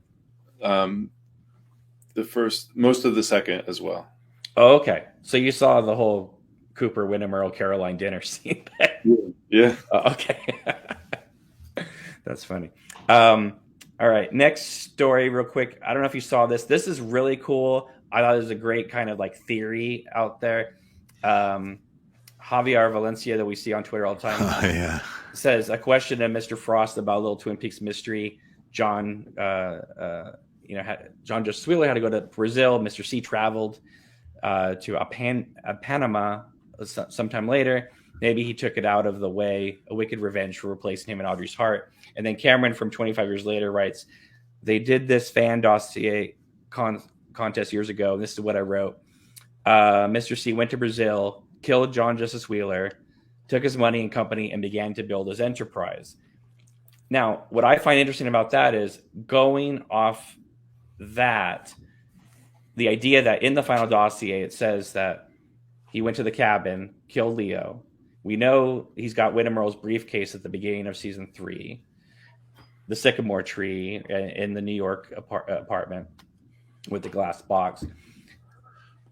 That's conceivable then that he would go to Brazil and take John Justice Wheeler's plane and money, and then if he did what he did to Audrey, and she's in that other place like the tulpa Diane talks about, then to refer to John Justice Wheeler as Billy, as in Billy Zane, that makes complete sense then in that kind of thing. If he stuck her in an alternative world, that she wouldn't know John, she would know Billy.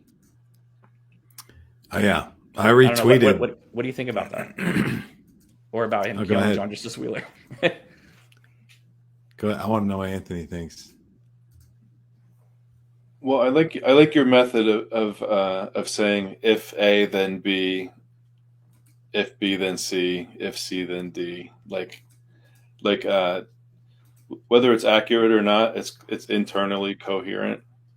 So I like that approach. But I just never thought about the whole Brazil. Yeah, I saw that tweet as well, and I thought that was pretty cool. But I'm not qualified to. No, because you have to think about, like, why the heck is this Buenos Aires stuff coming up in Fire Walk with Me, and then the return? It's like so random. I mean, it's like the Buenos Aires thing is definitely a Philip Jeffries reference, right? So there's that, but yeah, I retweeted Cameron's tweet, and like I said, where's Billy? Because yeah, it's just like, it's funny because it's like, and he replied, he was like, is this in reference that Billy might be Billy Zane? And I was like, well, yeah, arguably. So again, I think we talked about this, was it last week when we talked about it? But just I think it's cool. I'd never even really thought about that. Like the girl from Ipanema and all that stuff. Like that makes total sense. That like, because Mr. C is Cooper, right? So he knows everything Cooper knows and all that stuff. And like, but he's also got Win and Earl and Bob in him too. Yeah, right. So a super quick way to make some cash. Because my whole thing is like, well, Mr. C's been out in the world and he's an evil genius and he's had 25 years to amass wealth and this and that. Like, super quick way would be to go after a guy that we all know and take his money. Who we all know. And it's somebody he had a drink with at the fireplace. Yeah, he knows him too. Yeah, totally. So he's aware of him. Yeah, he knows who he is and all that stuff. It's just it's interesting. Like, speaking of Mark Frost, like, you can't say like exclusively that David Lynch doesn't have anything to do with this, because it implies that maybe he doesn't think too deeply about it. But we also talked about, like, he's very much in the moment. He's very much about emotion. He's very much about whatever he's directed.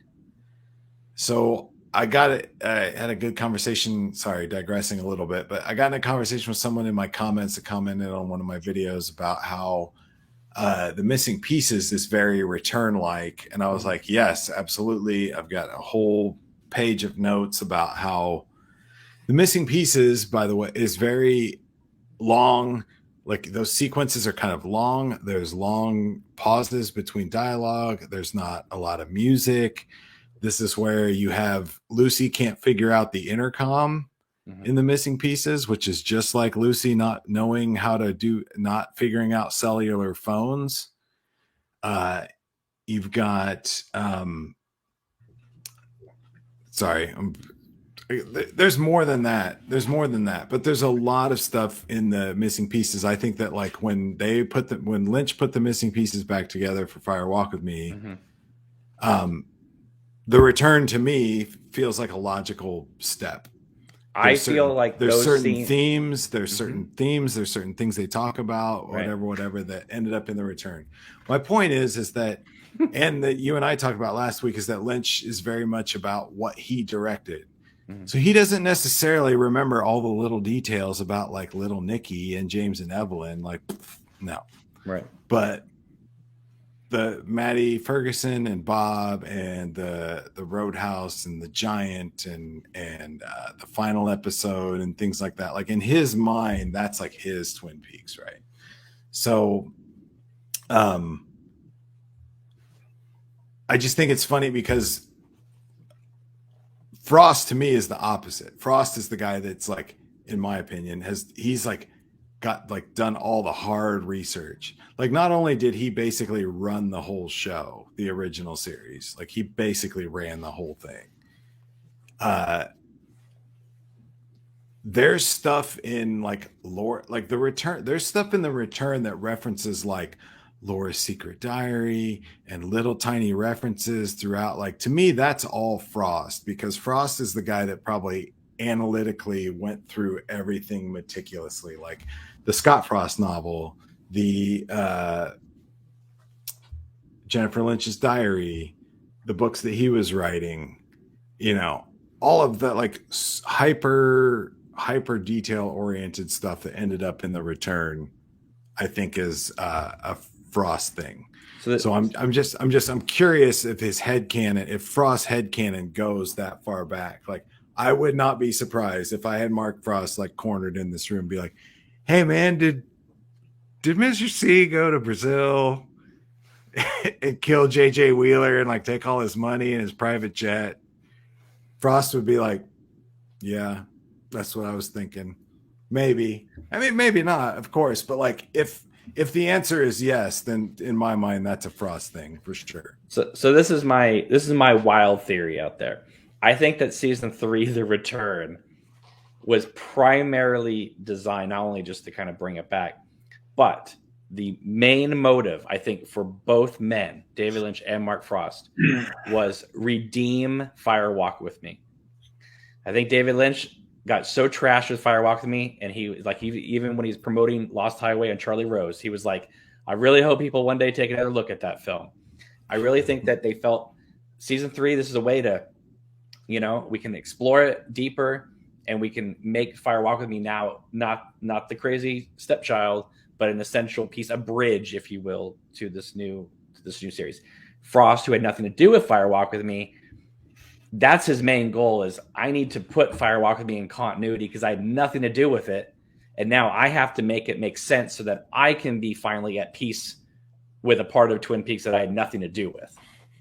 And so I felt like, to me, all the stuff with the Owl Cave ring in season 3 made it make more sense in Fire Walk with Me, because I had no idea what the heck it meant in Fire Walk with Me for the longest time.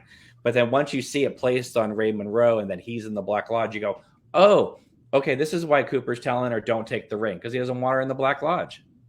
You're right? Right. But then again, at the end of Fire Walk with Me, it's like that's kind of the safest place for her to be if the doppelganger's running around causing havoc out there. So I don't know. I just felt like, you know, obviously there's a lot of reasons why they did season 3, but I think a common denominator is redeem Fire Walk with Me from 2 different angles. Because even when Lynch came out and said, the most important thing you can watch of Twin Peaks before The Return is Fire Walk with Me, and everyone was like, what? You mean the 1-star movie that like every critic gave to, that's the essential viewing? And when you watch The Return, it's like, Fire Walk with Me is not season 1, not season 2. Fire Walk with Me is the primary thing. Yeah, it's like the linchpin of the whole thing. I mean, that's chronologically, it's the very beginning. That's where Philip Jeffries is the very beginning of Twin Peaks, you know, and he's involved in how it ends. And Cooper is kind of like the bookend of all of that stuff. Laura Palmer,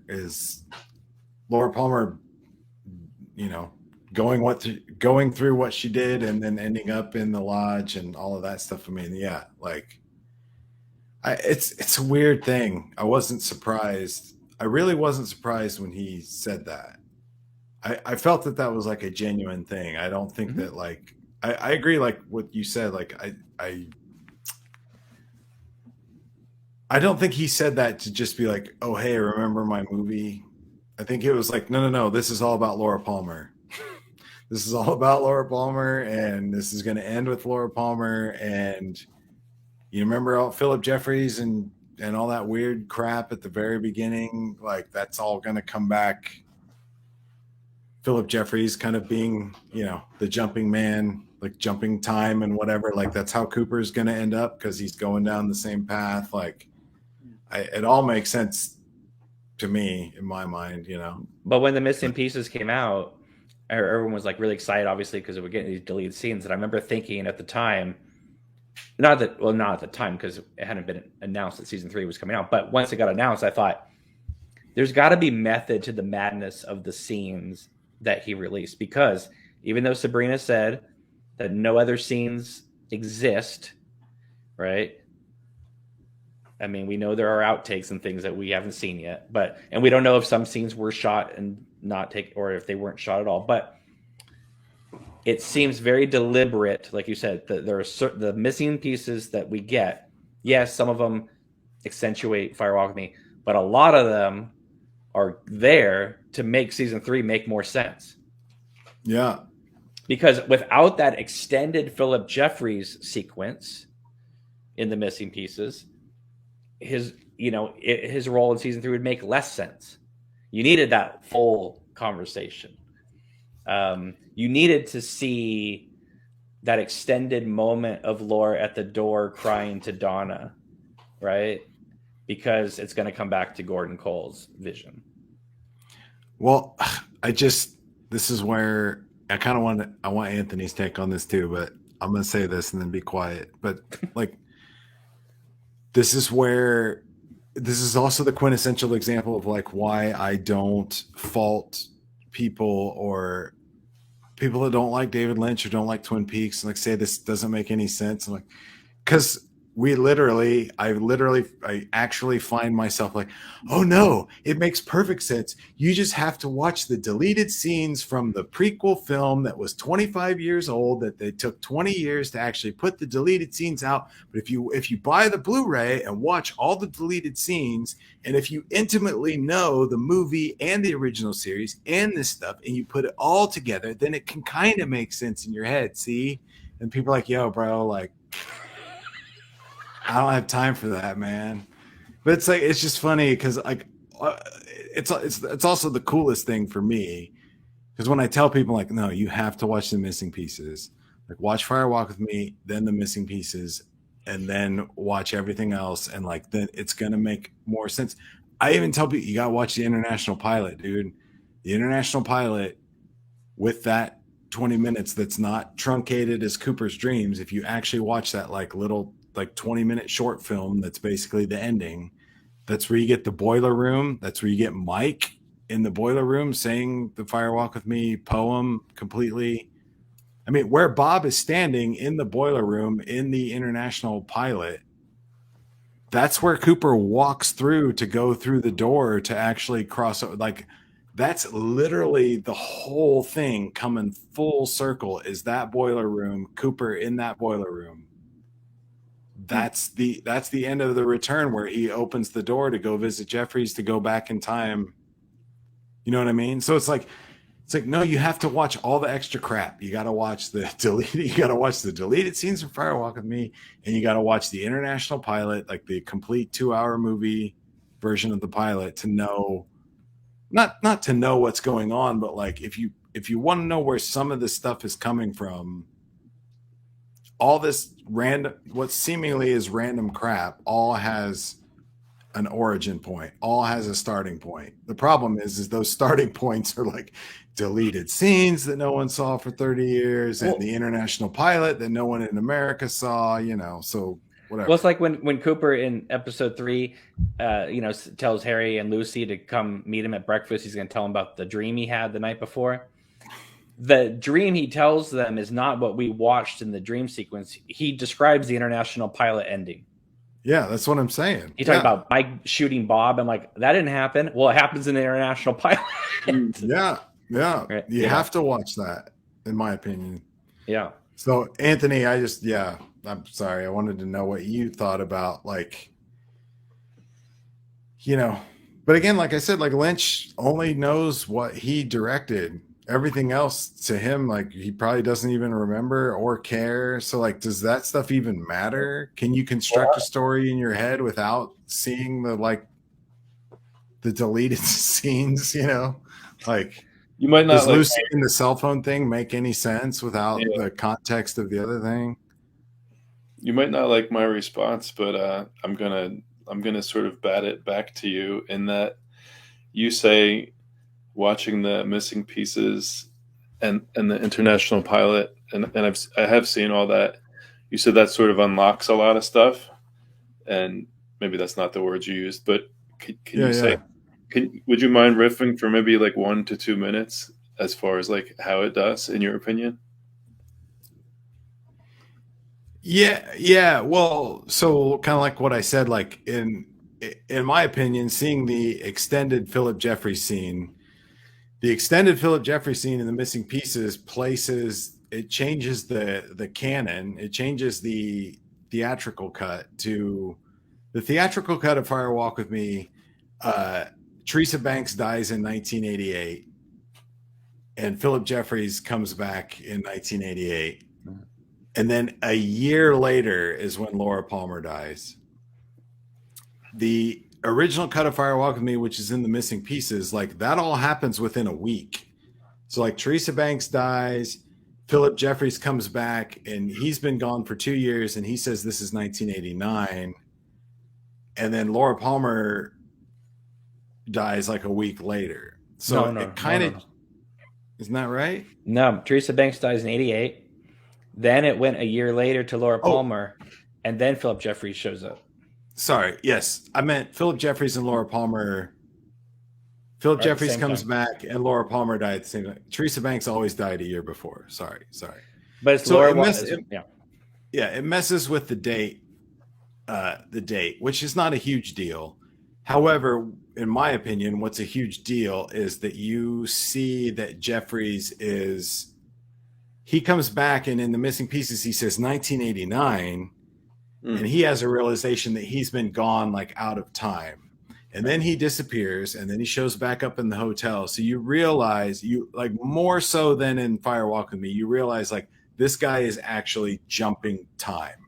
Mm-hmm. Like this guy is literally, it's not just like some ghost or something in Cooper's mind. Like this is something that he's disappeared for 2 years. Now he's back, and then he leaves again, and he's back in this hotel in South America. So he is both jumping time and place. And when he comes back in Gordon Cole's office, like when he's like 1989, it's very much like Cooper at the end of The Return saying, what year is this? So like to me, Cooper at the end of The Return is what Jeffries was at the beginning of Fire Walk with Me. Like literally the bookends of the entire series. In Fire Walk with Me, the original series, and The Return, like Cooper at the end of The Return is like Jeffries at the beginning of. These are people that have crossed over, however you want to say that, crossed the veil or whatever. Cooper is jumping time, perhaps jumping place, like he's in another dimension at the end of The Return, or however you want to look at that, which is kind of like Jeffries at the beginning. So to me, it bookends the whole thing, and it makes more sense in my mind when you see the missing pieces in the entire Jeffries context, because I'm like, oh damn, this is how Cooper ended up. Like he's literally out of time and place, and he's not of our world anymore. He is transcended, or whatever you want to say. Okay, sorry. No, go ahead. I was going to say, in 1991, when TV Guide finally let on that there was going to be a Twin Peaks movie, it says in the description, David Bowie has been cast as a time-traveling FBI agent. Now, obviously, that got changed, and I was talking with Anthony prior to you getting here. I think the reason why it got changed is because it got moved up a year. I think if they hadn't moved up the Philip Jeffries sequence, then I think more of that sequence would have been in the film. But because they did, they had to erase all that 1989 stuff. Mm-hmm. And it made his sequence. Look, I love that scene, but they condensed it so much. I'm surprised they even left it in the film because it's so condensed that I think a lot of people, when they said, "What is that doing in the film?" Sometimes they're not wrong. When I think about it, it's like, what is that doing in the film? Of course, the longer version of it puts it more into context. Yeah. Condensed. So, go ahead.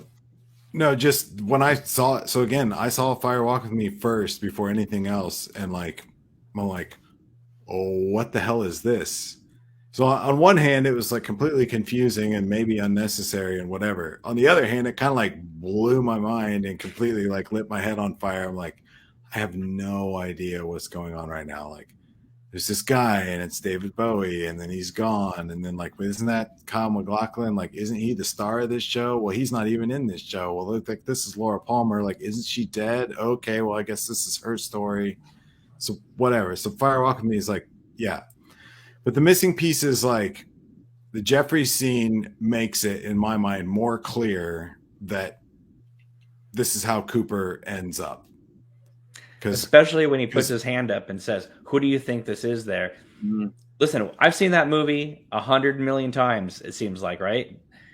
It wasn't until they did the flashback in The Return, and I know it was a redubbed voice, but when he does it in The Return in the black and white, and they re-show it, I understood the context of that line. Yeah, me too. I'd seen it 50 times before that, and it wasn't until then I'm like, oh, he's talking about the doppelganger. Yeah. Oh, he was talking about the doppelganger in 1991, and like, this was 89. like, or whatever. Yeah. I mean, when they shot it, whatever. Sure. Yeah. So, that's one thing. To me, the international pilot. So that maybe that's good enough for Fire Walk with Me. Most of it has to be with Jeffries, kind of like how this all bookends each other, and just the fact that, like, the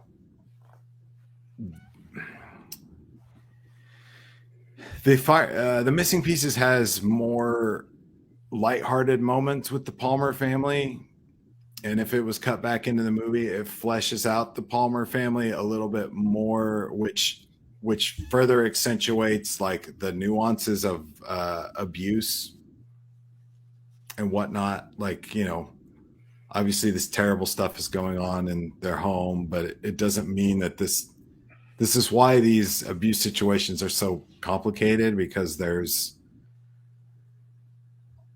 normalcy and love and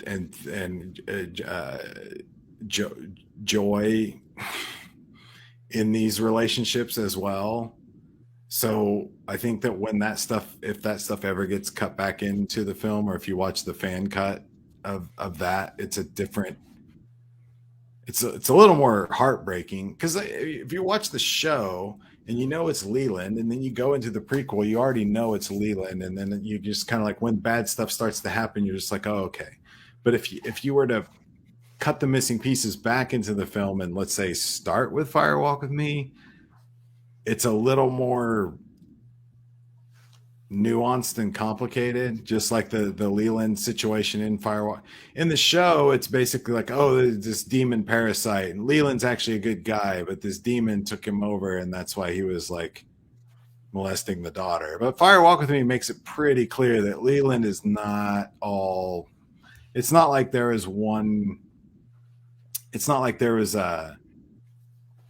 I mean, because he's out pursuing prostitutes, he's out pursuing these, nasty things in life. And, it brings it more to the forefront that you're just like, well, he maybe isn't just some nice guy that happened to be taken over by some demon parasite. Like, this stuff really happens. Right, and now we're going to show you all the R-rated stuff that we couldn't do in the show. Well, let me throw this out real quick. I would argue it's like, I say Major Briggs. People love Major Briggs, but the Major Briggs people love is season 2 Major Briggs. Season 1 Major Briggs people like, but he's basically Bobby Briggs' stern military father. Yeah. But once he hits season 2, he becomes this epic character, Major Briggs. I would say the same thing about Leland Palmer. Season 1. He's crying, he's dancing. You feel terrible for him because his daughter's passed away. But people really start to love Leland once he kills Jacques Renault and his hair turns white, and he's happy-go-lucky for till after Maddie dies. But it's like the movie kind of takes you back to that original Leland with the brown hair. My main problem that I had with Fire Walk with Me with Leland is that if you go by the theatrical cut, Leland's the prime suspect day one of Laura being dead. But when you watch the fan cut, or read the script, and you realize, oh no, they really wanted to make it more fully fleshed out. Okay. The problem is that Lynch had a 135-minute runtime that he had to meet. Yeah. He couldn't go over that. And that movie goes 2 hours, 14 minutes, and like 45 seconds. So it's like when people say they want to, oh, I wish that part had been in there. Say, okay, well, what would you have taken out of Fire Walk with Me to put that other moment in? I think if Lynch had had a 2 hour and 30-minute runtime, the movie would have gone almost to that point. And I remember when the movie first came out on VHS, there were even talks in 1993 that he was going to put out a 4-hour cut of it on VHS. Yeah. At the time, because he was so upset by the reception he had. Because yes, he's always had deleted scenes, but you can really see when you watch the fan cut, or with it all integrated, you realize, oh, this is the Twin Peaks movie he made. And in a way, I know people think Fire Walk with Me is this masterpiece, but to me, I feel like Fire Walk with Me is almost the equivalent. As much as I love it, I almost feel like, I know it was on his terms, but I feel like it's almost a Dune situation where it was like this epic film he had wanting to do, and he had to make a runtime. Because I think the stronger version of that movie is a longer cut of it. And because so many of those scenes, I mean, in fact, I would even say, that whole scene with the nurse taking the Alcave ring off Annie. Well, to me, that's essential because you're now showing the birth of the ring all the way to where the ring is going. And in today's day, that would have been a post-credit sequence. Imagine if the last credits roll and all of a sudden it then came up to Glastonbury Grove and Annie's being taken into the hospital. Would have blown our minds, and ended with Cooper talking about having to brush his teeth and all that. And speaking of The Return, the first time Sonny Jim talks in season 3, in the bed, he says, I need to brush my teeth. I need to brush my teeth. And it connects it right back to the doppelganger at the end of Firewalker. For me, I sometimes I want to brush my teeth, but I don't need anything. But I want. Yeah. I want to. Yes. I need. Just kidding. So sorry. One last thing. The only other thing I want to say about the International Pilot, to me, like same thing. So I bought the VHS box set, but the only thing that the only pilot that was available at the time in 94, 95 was, you could rent the movie from the video store, and the movie, the home video version, was the international pilot version. Mm-hmm. So that was the first thing I saw. I think it's a natural progression. Like if you're going to watch Fire Walk with Me first, if you were to, with all the crazy Philip Jeffries and the arm and the Bob and the Garmin Bozia and all that stuff, like the international pilot, to me, like that last 15, 20 minutes or whatever that's the surreal stuff that I was like, okay, it almost feels like a short film on its own. That last 20 minutes, kind of like a part 8 situation, like just on its own. It feels like a Lynch short film at the beginning of this story where, you've got part 8 and like I said, the final, is it part 7? Yeah, part 17 of The Return. Like Cooper ends up like, it's in the episode 3, like Cooper's dreams. But seeing that uncut for me at the beginning of the saga, so to speak, it's all, I think it's all bookended in The Return. So again, the boiler room in the basement of the Great Northern. In the pilot, in the international pilot, it's the basement of the hospital. They go to the hospital and they find Mike, and Mike says the Fire Walk with Me poem and explains the whole Bob backstory in the opening of the international pilot. And then they go to the basement, and it's the boiler room. And Bob's in the boiler room, and Mike kills Bob, and all this stuff play. And there's the circle of candles. So the fact that there's a circle of candles, there's a ring of candles, like, and then the return. Okay, it's the basement of the Great Northern, so it's different. But he goes to a boiler room that looks exactly like the boiler room in the International Pilot. Mike comes out of the shadows just like the International Pilot. He says the Fire Walk With Me poem just like the International Pilot. And it's kind of like Cooper standing right where he was in the International Pilot. But this time in the return, he takes a couple steps forward, and behind where Bob was standing, there's a door, and he goes through that door, and that's where he goes and meets Philip Jeffries and goes back in time, and the Laura Palmer thing happens.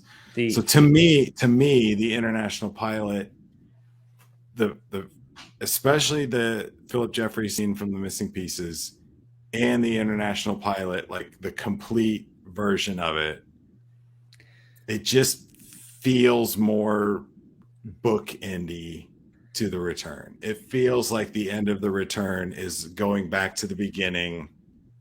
And then, of course, Cooper literally goes back to the beginning, right? Well, what does it say? It just, that's what I get out of it. Yeah. In the International Pilot, before it does that lengthy, full Red Room sequence, this is the first thing they shot before they even shot the rest of the season 1, right? It says 25 years later. Yeah, I was going to say, that's the other thing. The International Pilot in the Red Room, that's when it literally, the text says 25 years later. Mm-hmm. So literally the first Twin Peaks thing that was ever created, uncut, says 25 years later. Yep. So from the get-go in the International Pilot, whatever this is this a dream? Is this another dimension? Like, this is before you even know what the Red Room is. Like, Cooper is an old man. This is 25 years later, and they're in the Red Room. So it's like literally all the seeds of everything that happened in the return is all in the International Pilot. And that's why I don't believe that BS. If Jeffries is like the been there, done that guy, and Cooper is like, this is maybe he's heading toward that path, is the fact that Jeffries is now like some steam, or is like some sort of like steam machine or whatever it is. Does that factor into his like his that he's experienced, that he's been there and done that sort of? Is that related in any way, in your opinion? I think that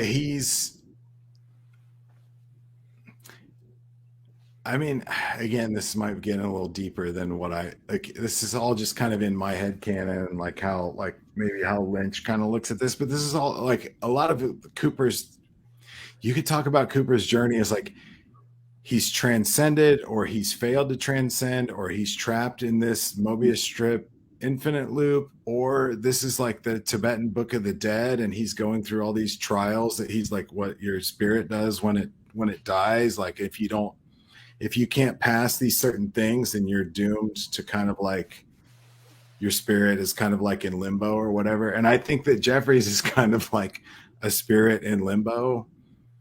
Like, Jeffries was never to be, whatever Jeffries' mission was, to find this Judy girl or defeat this Judy demon, or to solve whatever he's trying to solve, or whether that's more of like a metaphysical thing, like to the Secret History book describes Jeffries as Gordon Cole says that this world wasn't enough for him.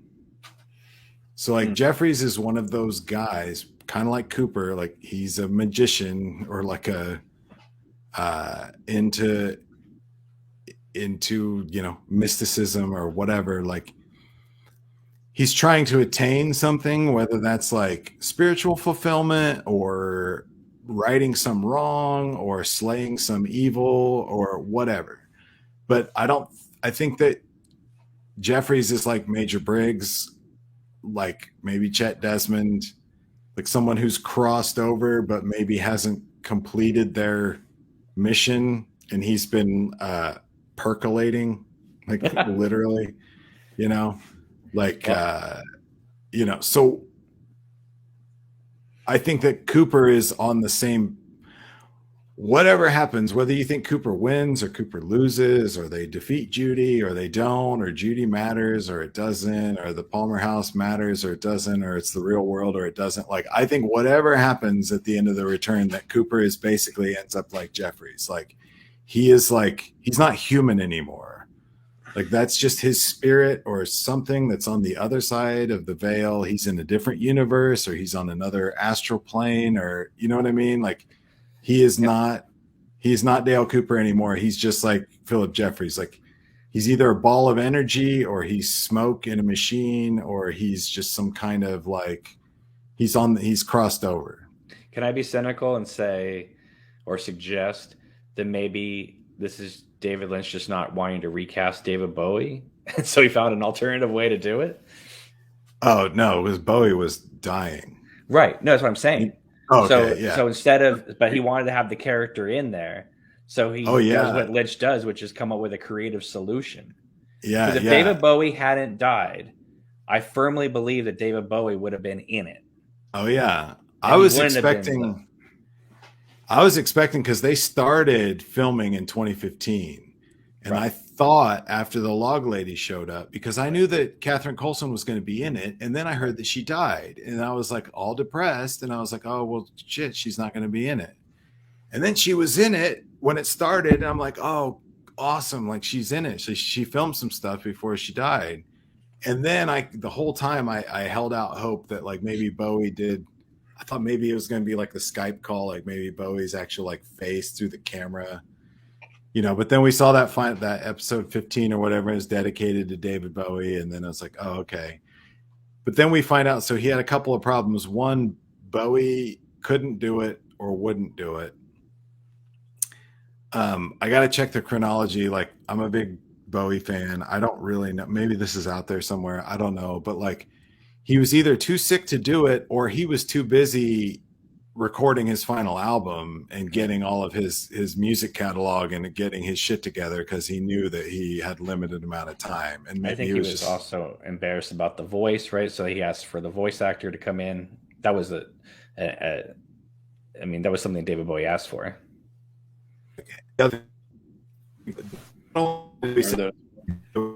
You're cutting out.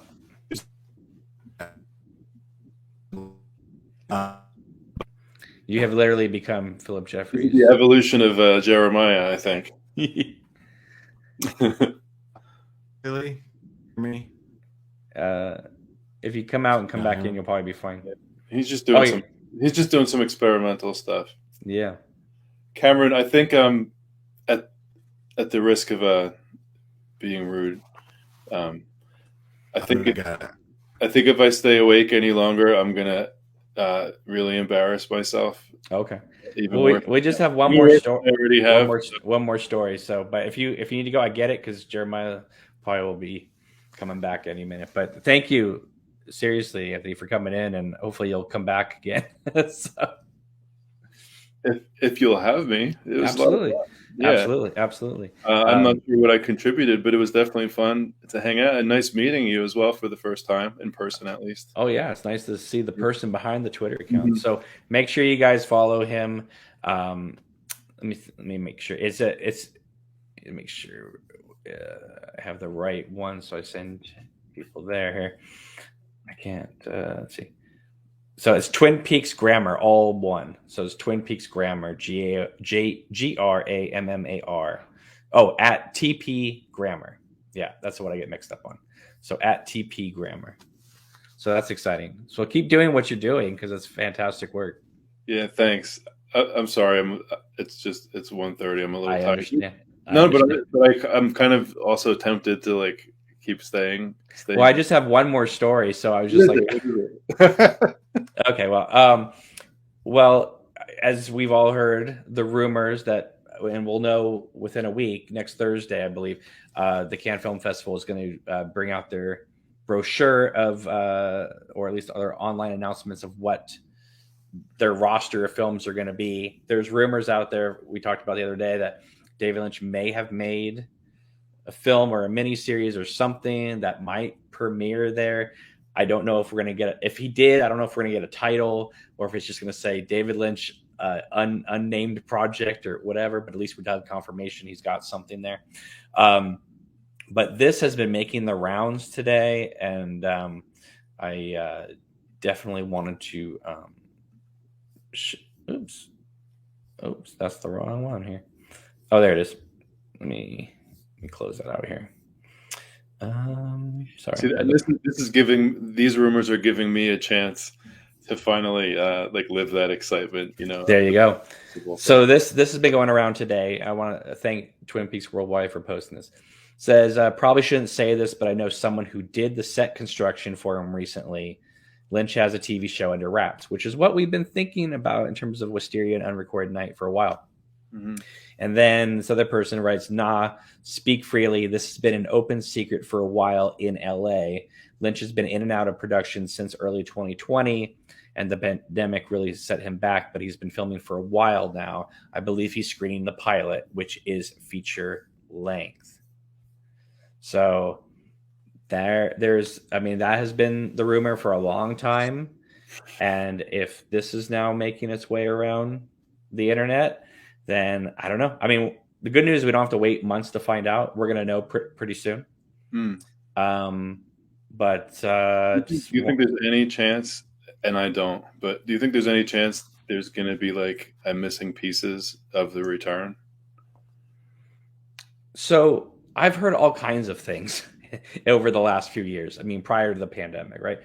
I had heard that he was thinking about doing a sort of a Fathom Events kind of movie theater thing of the return for a one night showing of kind of a new version of it. Might be a missing pieces mixed with kind of doing a different version of it. I've heard that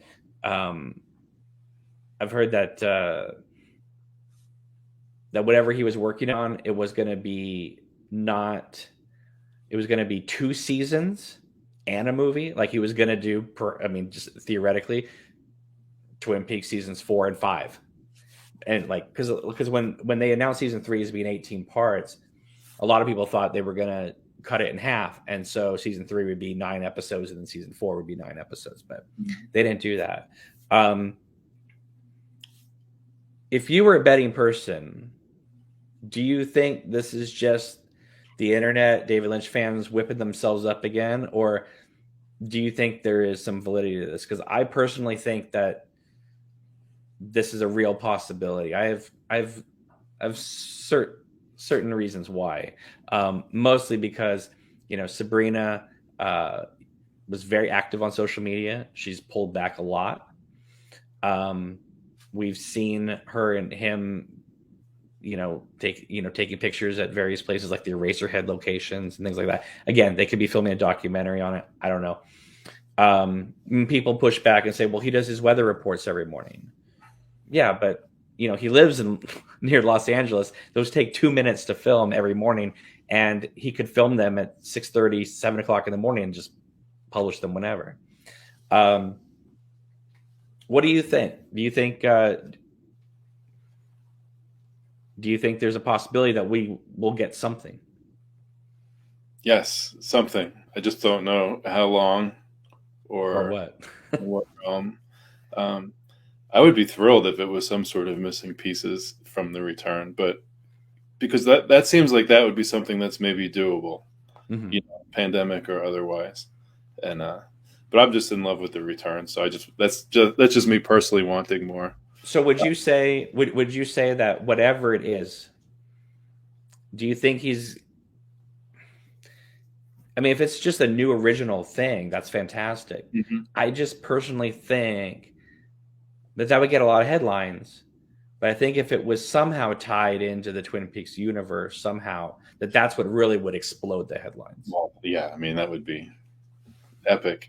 I have no connections, but my brother is my brother's a producer on Jeopardy, and somebody he works with another producer who's like supposedly like a Twin Peaks fanatic, and and they're out there in LA, so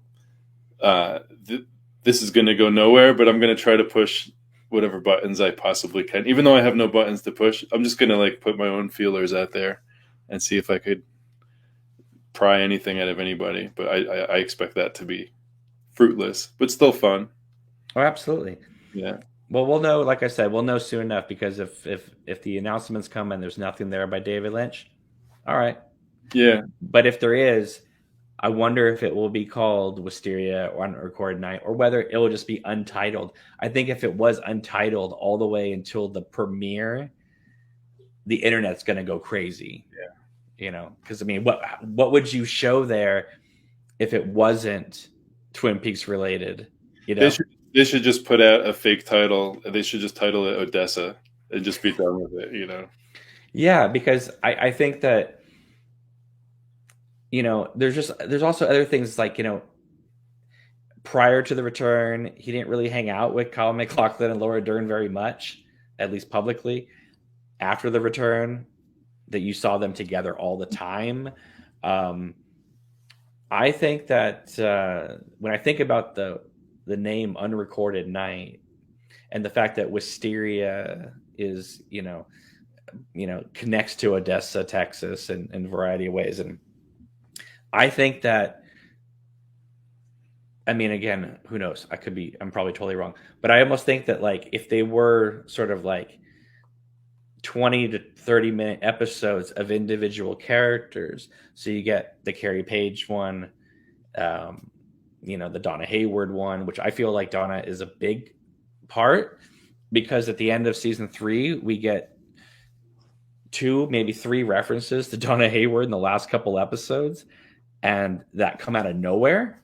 And you're like, well, wait a minute, what is this importance here? Like when they do the whole flashback to Fire Walk with Me and Laura's talking to James, they play the whole thing. They could have easily cut to Cooper when she's talking about Donna, but they leave it on her to say even Donna doesn't know me.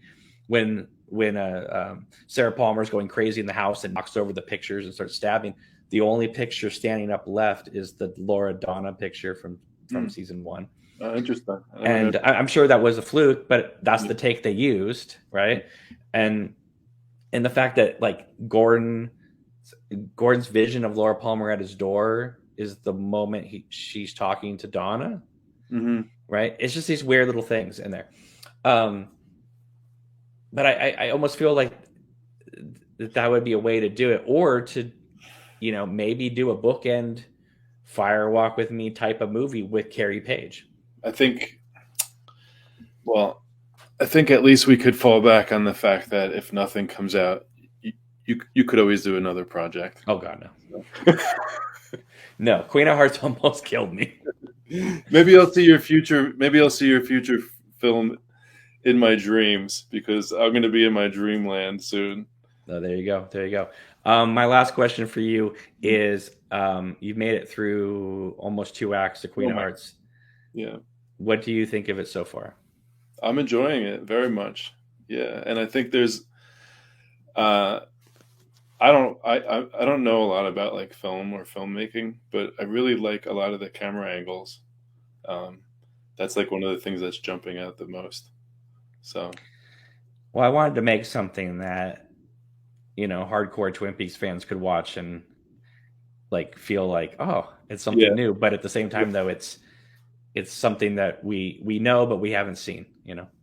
Yeah, exactly. Yeah. I'm looking forward to watching the other 2 parts, 3 parts. Yeah, there'll be 3 parts more, but there's 2 more parts online already. So, yeah. So if you have not seen my film, Queen of Hearts, just look it up on YouTube. Queen of Hearts, Twin Peaks fan film. First 4 acts are up. We're working on Act 5 now. It's coming along really great. So yeah, very, very excited. So anyway, thank you. Who knows, and then who knows what will follow that. You might be forced to make something if Lynch doesn't have anything coming out. You might be forced. The pressure is going to be on you. If Showtime calls, that's great. But no, me by myself again, no. But anyway, Anthony, thank you so much for joining me. I really appreciate it. Everybody, thank you for watching. Make sure to follow us on Patreon, Facebook, Instagram, Twitter. Email us anytime at obnoxiousanonymous@hotmail.com. Make sure to subscribe also to Anthony's channel. Is it Twin Peaks Grammar or is it TP Grammar, your YouTube channel? I think TP Grammar. Okay, so check out TP Grammar on YouTube. All right, guys, thank you so much for watching. I really appreciate it. Give this video a thumbs up and subscribe to our channels. All right, take it easy. Have a wonderful day, night.